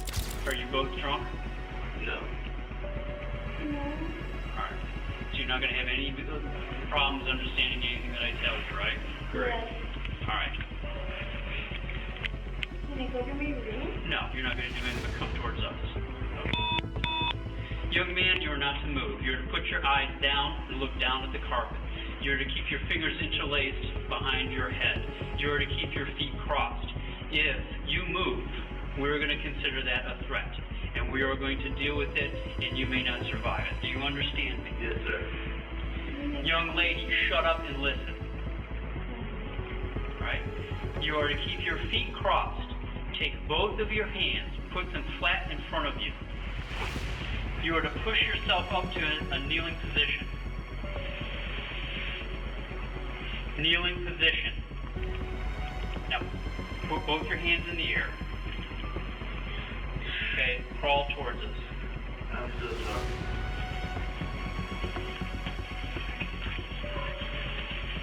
Okay. Stop. Grab a pole. No, Rich, pull Pull, this Rich, way. pull. Let me know when you're clear. Clear? No, you're not clear. You have wrist your hips.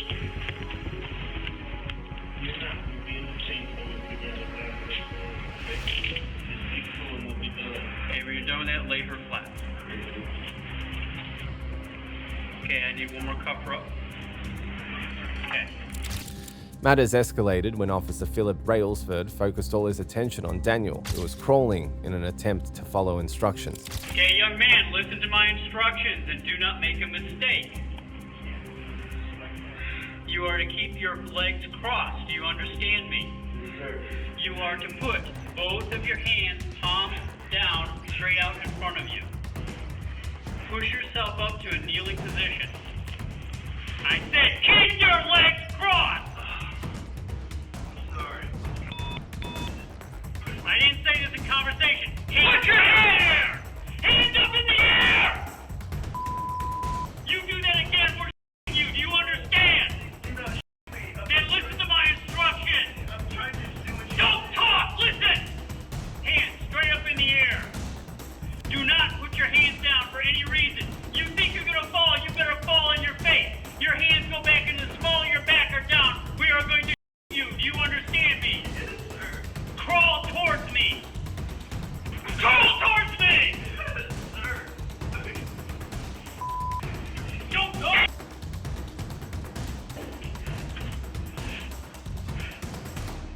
Get up on him. Okay, hold on him. One with me. Daniel Shaver was struck 5 times and instantly. In the aftermath, Officer Brailsford was fired and charged with murder and manslaughter, but was acquitted at trial in 2017. Next is a case of Stephanie Lazarus, a once respected detective whose decades-old crime finally caught up with her. I mean, if you guys are claiming that I'm a suspect, then, I got a problem with that. We asked you for a DNA swab. Would you be willing to give us one? Maybe. Because now I'm thinking I probably need to talk to a lawyer. I mean, we had a fight, so I went and killed her.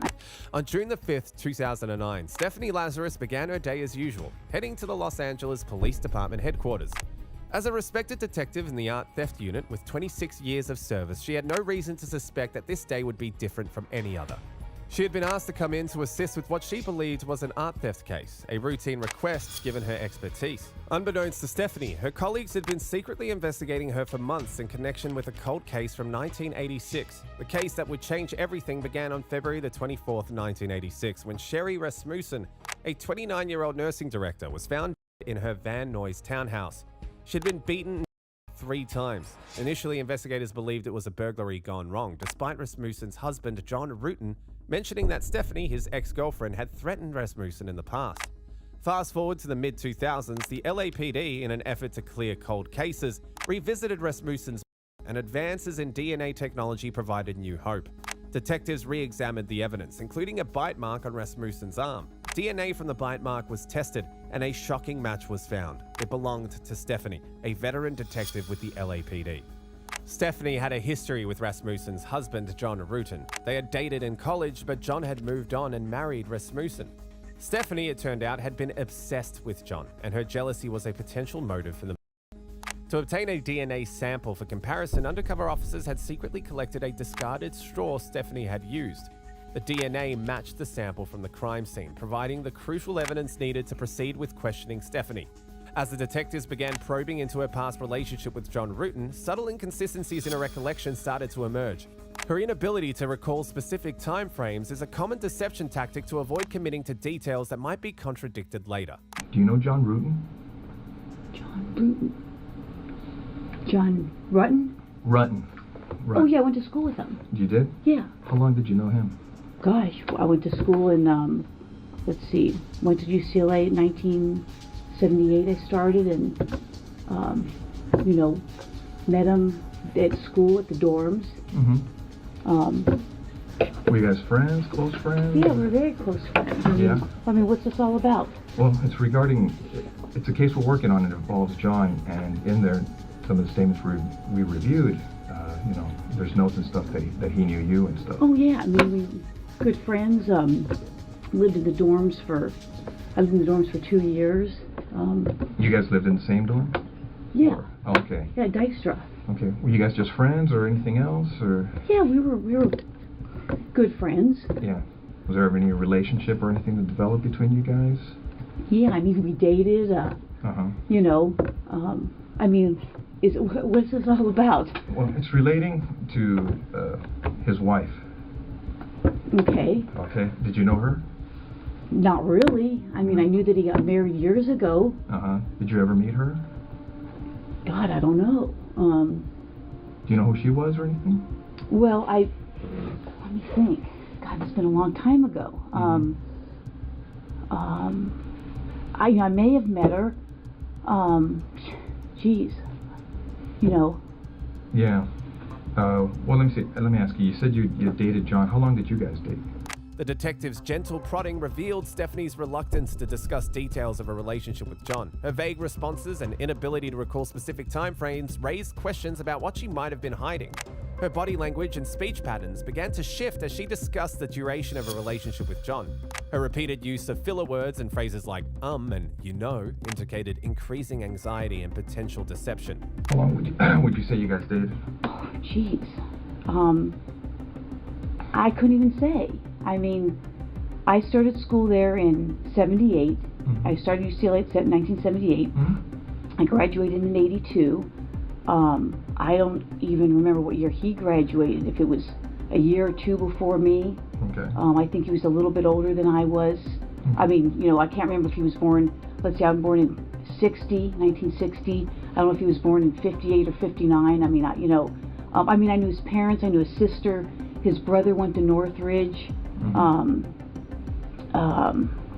You know, his sister spent the night at my house before. Obviously, I spent the night at his house before. He probably spent the night at my house before. You know, Well, correct me if I'm wrong, because from what you're telling me, is you guys dated while you were in college together, right? Yeah, and probably after college. I can't. Geez, trying to think when I met my husband. I met my husband in, when did I meet Scott? Let's see, I was teaching DARE, because I met Scott when I was teaching DARE up in Oregon, but we had long stopped, you know, dating before that. So you haven't talked to him for a long time? Oh, I think I haven't talked to him in a long time. I couldn't even tell you when the last time I talked to him. I met Scott, I'm thinking in 92 maybe, April of 92. As the conversation progressed, her attempts to downplay her connection to John became more apparent. The contradictory statements about the nature and duration of their relationship suggested she might have been concealing the true extent of their involvement. She attempted to downplay her connection to John by mentioning other relationships. This diversionary tactic is often used by suspects to create distance from a person of interest in an investigation. I haven't been in contact with her in a long time. I mean, what's this all about? I mean, well, let me ask you, what ended the relationship between you and John? You know, it was kind of a weird relationship. I mean, we dated. I can't say that he was my boyfriend. I don't know that he would consider me his girlfriend. We dated. We did things. I played sports in college. He played basketball. His brother played basketball. We just, you know, it just didn't work out. At one point, another friend of mine who's actually dying right now went to Hawaii with us at some point. Remember roughly when that was? Oh, geez. Let me think. I'd have to check my pictures. Or I'd say I'd ask Greg, but my friend Greg is like dying of liver cancer right now. Yeah, I mean, you know. And you were saying that it's 2009 now. Had you ever met his wife? I may have. Do you remember her name or anything, or?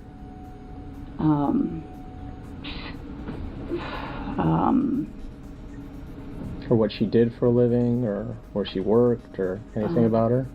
Well, I think I'm going to say that I think she was a nurse. The mention of John's wife, Sherry, generated a notably evasive response from Stephanie. Her claimed lack of familiarity with Sherry contrasted sharply with her detailed recollections of John's family, hinting at a possible source of tension. This selective memory is a red flag, potentially indicating an attempt to dissociate herself from Sherry. The people that were on the dorm floor, we'd have get-togethers. There's probably like 4 or 5. I don't think he ever came. I don't think. No, it was mostly girls. You know, a girl named Smita, Diane. There's two Dianes, but the one Diane, I don't think she ever came. I kind of lost contact with her. We were good friends on the floor. Yeah, I mean, I don't, again, I mean, what, I don't understand why you're talking about some guy I dated a million years ago. Well, do you know what happened to his wife? Yeah, I know she got. What did you hear about that? I saw a poster at work. I'm sure I spoke to him about it. I think I spoke to another friend of his about it. And how did you first learn about that? Jeez. Someone could have called me. I could have heard it at work. I think at one point there may have been a flyer or something. I know a good friend of his. Were you on the job back then when that happened? Yeah, I think so. Yeah, I'm sure I was on the job. That's why I would have heard about it with the flyer. He had a good friend, Mike Boldrick.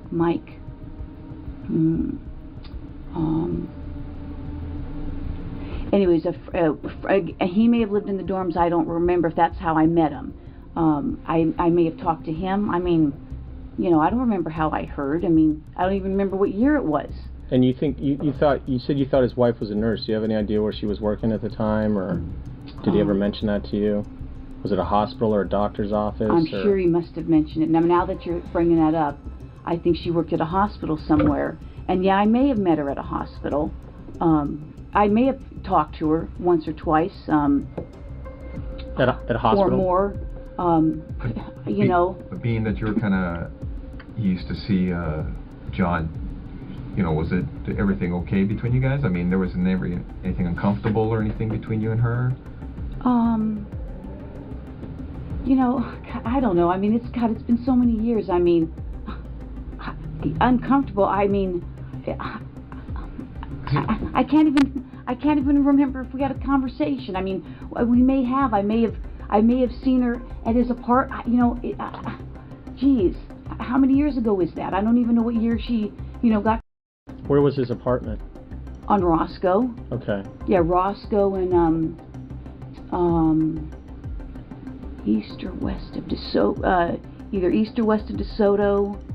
Do you know where he moved after? Did he move after he got married, or do you know, or? I'm sure he did. Did you know where he was living, or? Somewhere in the valley. Did you ever visit him and his wife? No. No, never went out to, get together, dinners, anything of that nature? No. Like I said, his sister used to come over. His sister had come to my place. I knew his brother because his brother played basketball at Northridge. In fact, I was just coming across some pictures that I had just scanned from. I take a lot of photos, like 10,000, and I just did a service where I scanned everything. And I'd seen some pictures of his brother playing basketball. You just put them all on your computer so you could have them accessible and do things with them? Well, my partner is a big photo thing, and he had a deal to scan. So I spent a ton of time just scanning photos. I paid a company to do it. So I've got photos of, his brother, his sister, of 10,000 pictures? Oh, yeah. How long did that take them?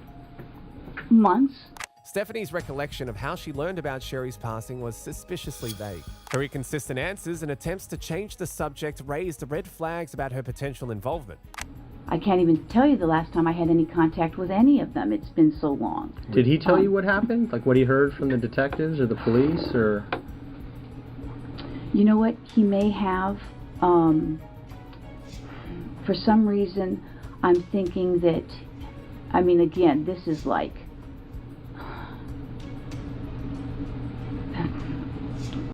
or something.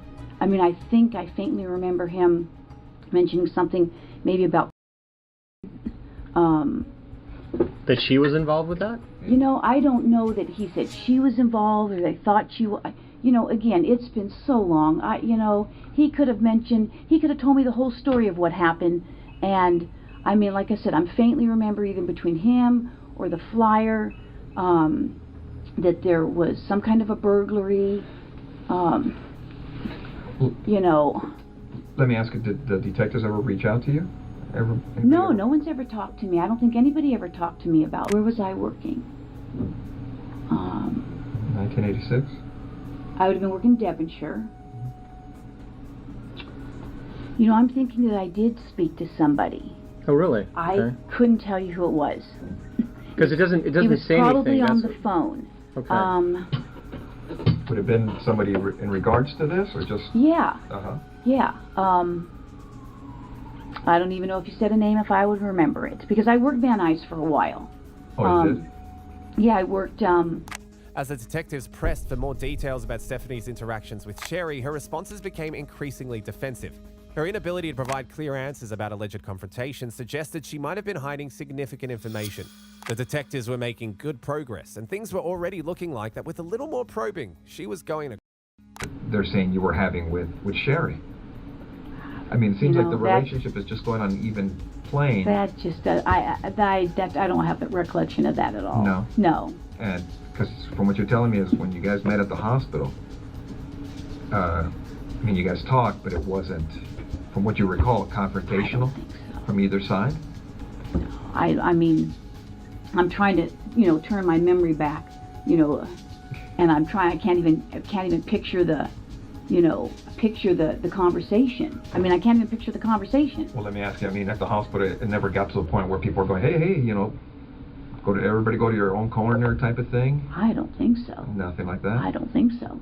I mean, I really don't. I mean, if you say people said that, that's not ringing a bell to me at all. I mean, it's not. I mean, that's not ringing a bell. I'm thinking that the hospital thing, that sounds familiar, that I met her there. I just can't say that I've ever, again, was I there with other people? I don't know. I don't think I ever met her there or him there, meaning one or the other. I don't think so. I don't think so. Because I mean, I know the way my wife is.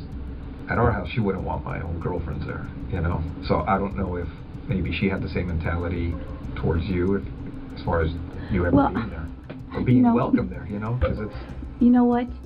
If somebody said I was there when they were there, then that's possible. Mm-hmm. But I don't recall. I mean, I don't think so. It's not sounding familiar. Yeah, because I guess basically what I'm asking is, were you ever welcome to the house? Like, hey... Oh, come over? Yeah, come on over. We're having a barbecue, a dinner party, Christmas party, whatever. I don't know. The interrogation took a dramatic turn when the detectives began to hint at Stephanie being a suspect. The sudden change from cooperative to defensive is a common reaction when a suspect realizes that they may be cornered. As they processed everything, they did the best they could at that time, and they looked at a lot of people and different things in this case. And you're right. I mean, if you guys are claiming that I'm a suspect, then, I got a problem with that. Okay. Okay? So, if you're doing this as an interrogation, you're saying, hey, I'm a suspect. Well, now I got a problem with, now you're accusing me of this? Is that what you're saying? We're trying to figure out what happened, Stephanie. Well, I'm just saying, do I need to get a lawyer if you're accusing me of this? You don't have to. I mean, you're here of your own free will. I mean, I know, but you're not under arrest. You can walk out. You can leave whenever you like. Well, I'm trying to give you some background of how I knew him, and now you're telling me that somebody's saying that we had this big old fight, and I don't even know what you're talking about. And I don't want to get in trouble for something that I didn't even do, or you're saying I did something. Okay. Yeah, we understand. I mean, how would you guys like it if the tables were turned on you? I understand. No. No, that's what we're telling you. I mean, you're free to go whenever you want. If this makes you uncomfortable and you want to, now you're starting to make me uncomfortable. The thing is, I mean, detectives did what they could at that time on the crime scene. Okay, and the burglary thing you're talking about, that is an angle that they looked at. But now we're looking at everything else on the case because nobody was ever arrested on the case. I don't know that or not. Okay. Now, what we'd like to do is, obviously, about all the DNA stuff and things of the nature that, gets done on cases nowadays. If we asked you for a DNA swab, would you be willing to give us one? Maybe. Because now I'm thinking I probably need to talk to a lawyer. Stephanie's reaction to the mention of DNA evidence was particularly revealing. Her abrupt refusal and insistence on legal counsel strongly suggested she feared what such evidence might reveal. This behavior is consistent with a guilty party realizing the gravity of this situation. That's where we're at to. I mean, because right now, from looking at the evidence, it's possible we may have some DNA at the location. That's great. And we're going to do what we can to try to put this thing together. And your name's in the book. These people are pointing at you for whatever reason. I don't know why. That's just crazy. I mean, that's absolutely crazy. And it would be irresponsible on our part not to look at it. I know. You guys have to do your job, and I guess I'm gonna have to contact somebody. So. That's fair. I mean, because I know how this stuff works. I Sure. mean, I just can't believe it. I mean, we understand that. I mean, if we were in your position, I mean, we would feel the same way. I just can't even believe it. I mean, it's just.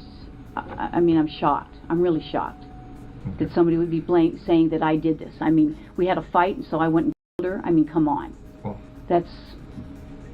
Okay. All right. Well, thanks for giving me the courtesy. I wish I recorded it. Thanks for your time. After the interrogation, the detectives had enough to move forward. Stephanie was arrested and charged with the murder of Sherry Rasmussen.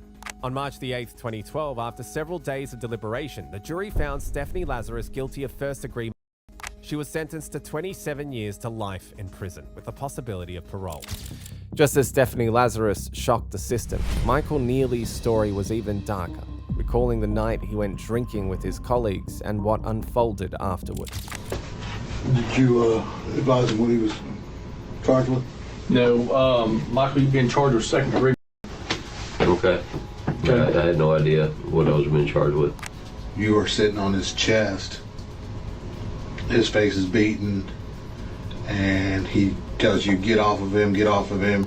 On November the 10th, 2019, Detective Michael Neely and Chief Lucky Miller from the Manford Police Department in Oklahoma arrived in Pensacola Beach, Florida. They were there to attend a law enforcement conference and shared a room at the Hilton Hotel. As the evening progressed, the two officers were reportedly drinking and socializing. What started as a routine professional trip took a dark turn. Hotel staff and guests reported hearing loud noises and a commotion from the officers' room. When hotel security investigated, they found Chief Miller unresponsive and severely injured. Detective Michael, present in the room, appeared disoriented and showed signs of intoxication. Emergency services were called to the scene, hoping to save Chief Miller's life. Despite their efforts, Chief Miller was pronounced at the scene. As investigators assessed the situation, they noticed blood on Detective Michael's hands and clothes. This physical evidence, combined with Michael's confused state and inability to explain what had happened, led investigators to suspect his involvement in Miller's passing. Witnesses confirmed that only Michael and Miller had been in the room during the incident. Given the circumstances and evidence, Michael was immediately detained at the scene and taken into custody by the Escambia County Sheriff's Office. Detective Michael, now a suspect, was placed in an interrogation room. The tables had turned on the law enforcement officer, as he now faced questioning about his relationship with Chief Miller, his recollection of the events, and any potential motives for the tragic incident that had unfolded in room 527. The interrogation began with detectives establishing rapport, a common technique to put the suspect at ease and encourage conversation. They discussed flight details and arrival times in a casual manner. How you doing, Mike? Hello. I'm Investigator Martinez. I think you've already met Mr. Tatum. Mm-hmm. Here's my card, sir. All right, Mike, before we begin, I'm advise you of your rights, all right? Yeah. So tell me, Mike, you guys flew out of Tulsa? Oklahoma City. Oklahoma City, okay. And to Pensacola? Yep. Was it a direct flight? Nope. All right. Where'd you guys stop? Houston. Mm-hmm. Was it a long layover or just a... Short, pretty short. So from Houston to Pensacola? Yep. What time did you guys get in? I don't even remember. The afternoon sometime. Okay. Did you guys get to run a car? Yes. Okay. Enterprise or? I think it was Enterprise. Okay. All right, and then from there? We got to the hotel and that's it. You got to the hotel. Did you guys make any stops anywhere? Or? Nope. As Michael recounted the events leading up to the incident, his vague responses and claimed memory lapses indicated an attempt to avoid incriminating details. He frequently claimed he didn't remember specific times or events. Any problems or anything going on at Crab? Just a normal dinner or what? It's normal. Any drinks there or just dining with? A couple beers. Yeah. And I guess from where Crabs is to the hotel, just walked. Yeah, it's not very far. Yeah, it's just right there. Was it a early dinner, late dinner, or what? Very early. It was, I don't even think it was dark yet. All right. And then tell me what you guys did once you got back to the hotel. That's about it. Just watched football game.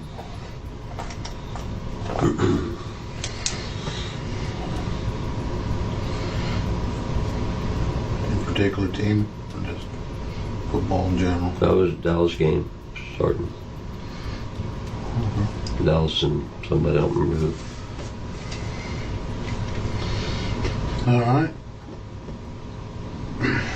Do you remember hotel staff or hotel employee coming up and telling you guys to keep it down? I don't remember that. So what is the last thing you remember as far as that evening until the football game? Michael's surprising question about who had passed away revealed his attempts to gather information, a tactic suspects often use to tailor their stories. Well, I mean, I know you're asking me questions, but can I ask you a question? Absolutely. Okay, homicide. Who is?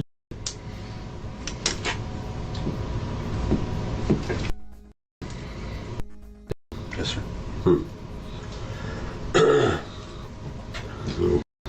Trained detectives have ways of getting a suspect to talk without asking them questions about the case. They employed these techniques to encourage Michael to speak freely. I guess I probably don't have anything else to say then. I've got nothing to say to you. Despite initially invoking his rights, Michael's curiosity led him to continue talking, a common mistake that investigators exploit. Did you advise him what he was charged with? No, Michael, you've been charged with second degree. Okay. I had no idea what I was being charged with. Yeah, you're being charged with second degree. You're fixing to be booked in the Escambia County Jail with no bond, and we've already notified your wife. Okay. And the victim. Yes. I'm assuming. Yes. Okay. And we've notified the department. Okay. And the task force head. Okay. You have any questions for us? I mean, I've got 1,000 of them, but I mean, really doesn't make it. Well, I mean, sure it does. I mean, if you want to talk, we'll sit here and listen to you talk. I mean, we'd love to know what the heck happened. I mean, that's up to you. I mean, we'll answer your questions, in return. So I would love to know what happened too. Well, I mean, do you want to continue to talk to us? If you do, then I mean, we'll tell you what happened. I mean, I would love. I would like to know what happened. Because I'm telling you, I don't have any memory of any of this, and I'm shocked. It's shocking. Tell you that. Maybe it could jog my memory. I have no idea. But I don't know. Do you want to continue talking to us? Yeah, I mean, I'll continue to talk. I'd like to know what happened. I mean, if you'll tell me what happened, that'd be great. The detectives used a storytelling approach, revealing details of the crime to probe Michael's reactions. His continued claims of memory loss became less credible as more information was presented. Well, the first call came a little bit after 6, I believe. One of the guys that was in the room next to you didn't say you guys were arguing, just being loud, just laughing, yelling. Probably maintenance or security came up, knocked on your door, answered it. The guy said, "Can you guys keep it down? We got a noise complaint." He said, "Fine, we'll keep it down." Okay. So the next noise complaint came out about 9 minutes till 10 in the evening. This one was from the other neighbor because the one beside you, the first complainant, they moved his room because you guys were continuing just to be loud. Nothing out of sorts, just being loud. This time he can't get anybody to come to the door. All he hears, he's knocking. He hears just grumbling, grunting. Uses his car to get in.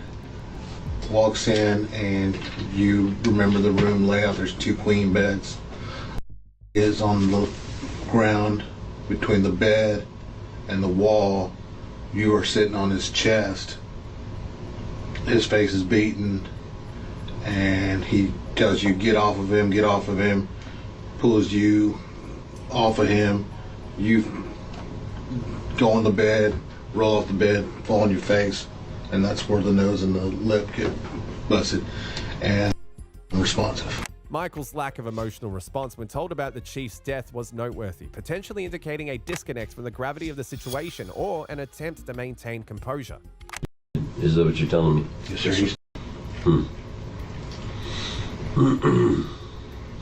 He was found between the his bed and the wall. And his face was, his right eye was pretty much swollen shut.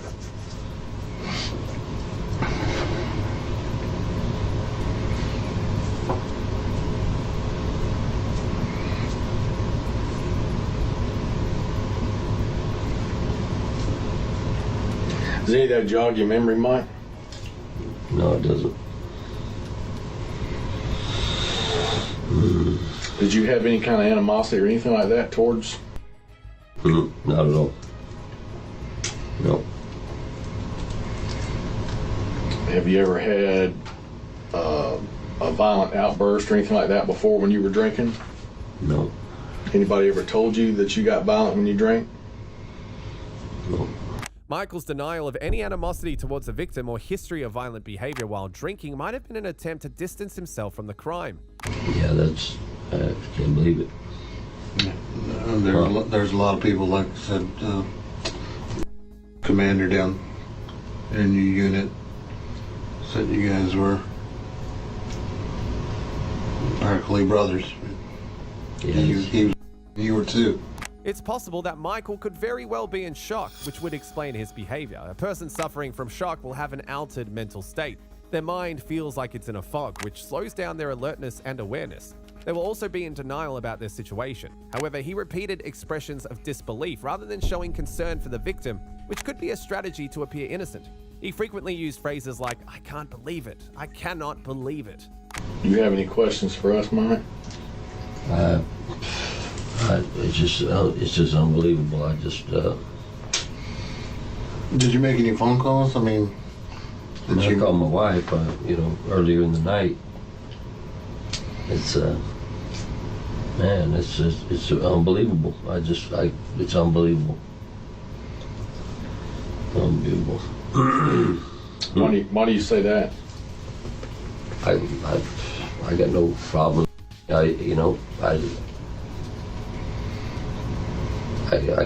I can't believe what you're telling me. It has happened. I can't believe it. Wow.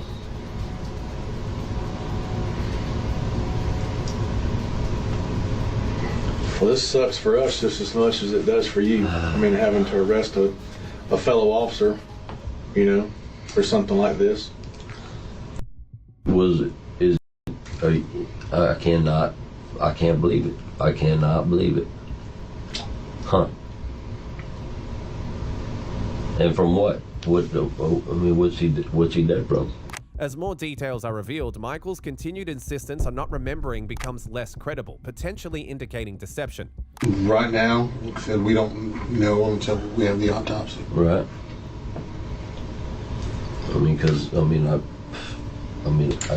I'm feeling my hands. My hands don't feel anything. What's he dead from? I don't understand. I mean, it appears that he's been beat to death. by all indicators that we have at this time, that we that we can physically see. It gives the appearance that he's beat to death. His head is very swollen, like we said. His right eye is completely shut, and as he laid there, as time was going on, as we were getting the search warrants and everything together that we needed to do, bruises were starting to show up even more.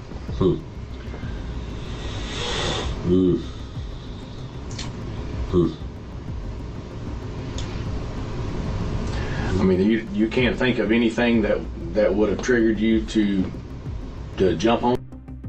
Nothing. I mean, it's nothing.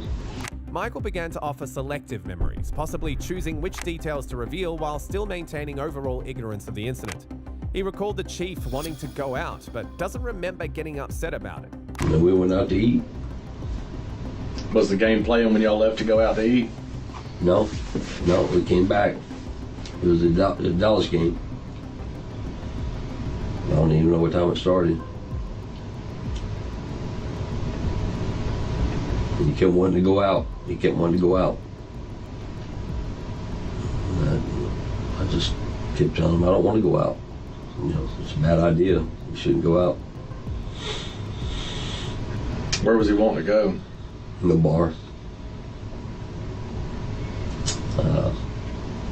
I don't know nowhere specific,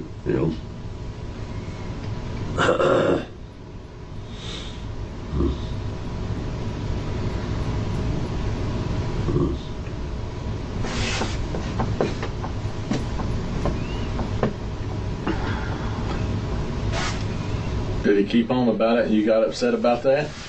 Well, he kept on about it, but I don't remember getting upset about it. He kept on about it.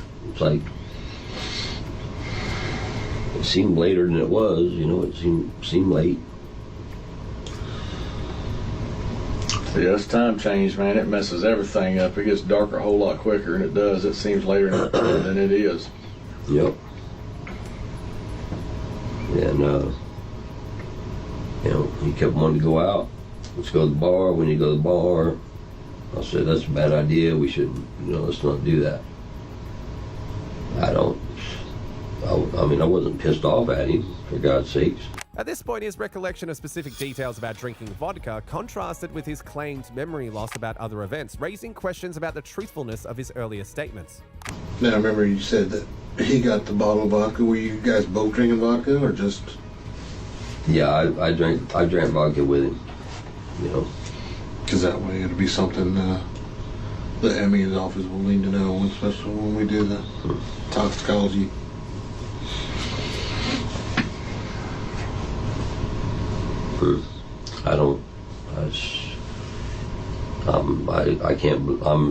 It's unbelievable. I just cannot believe, can't believe it. After the interrogation, Michael Neely was charged with second-degree and subjected to a jury trial.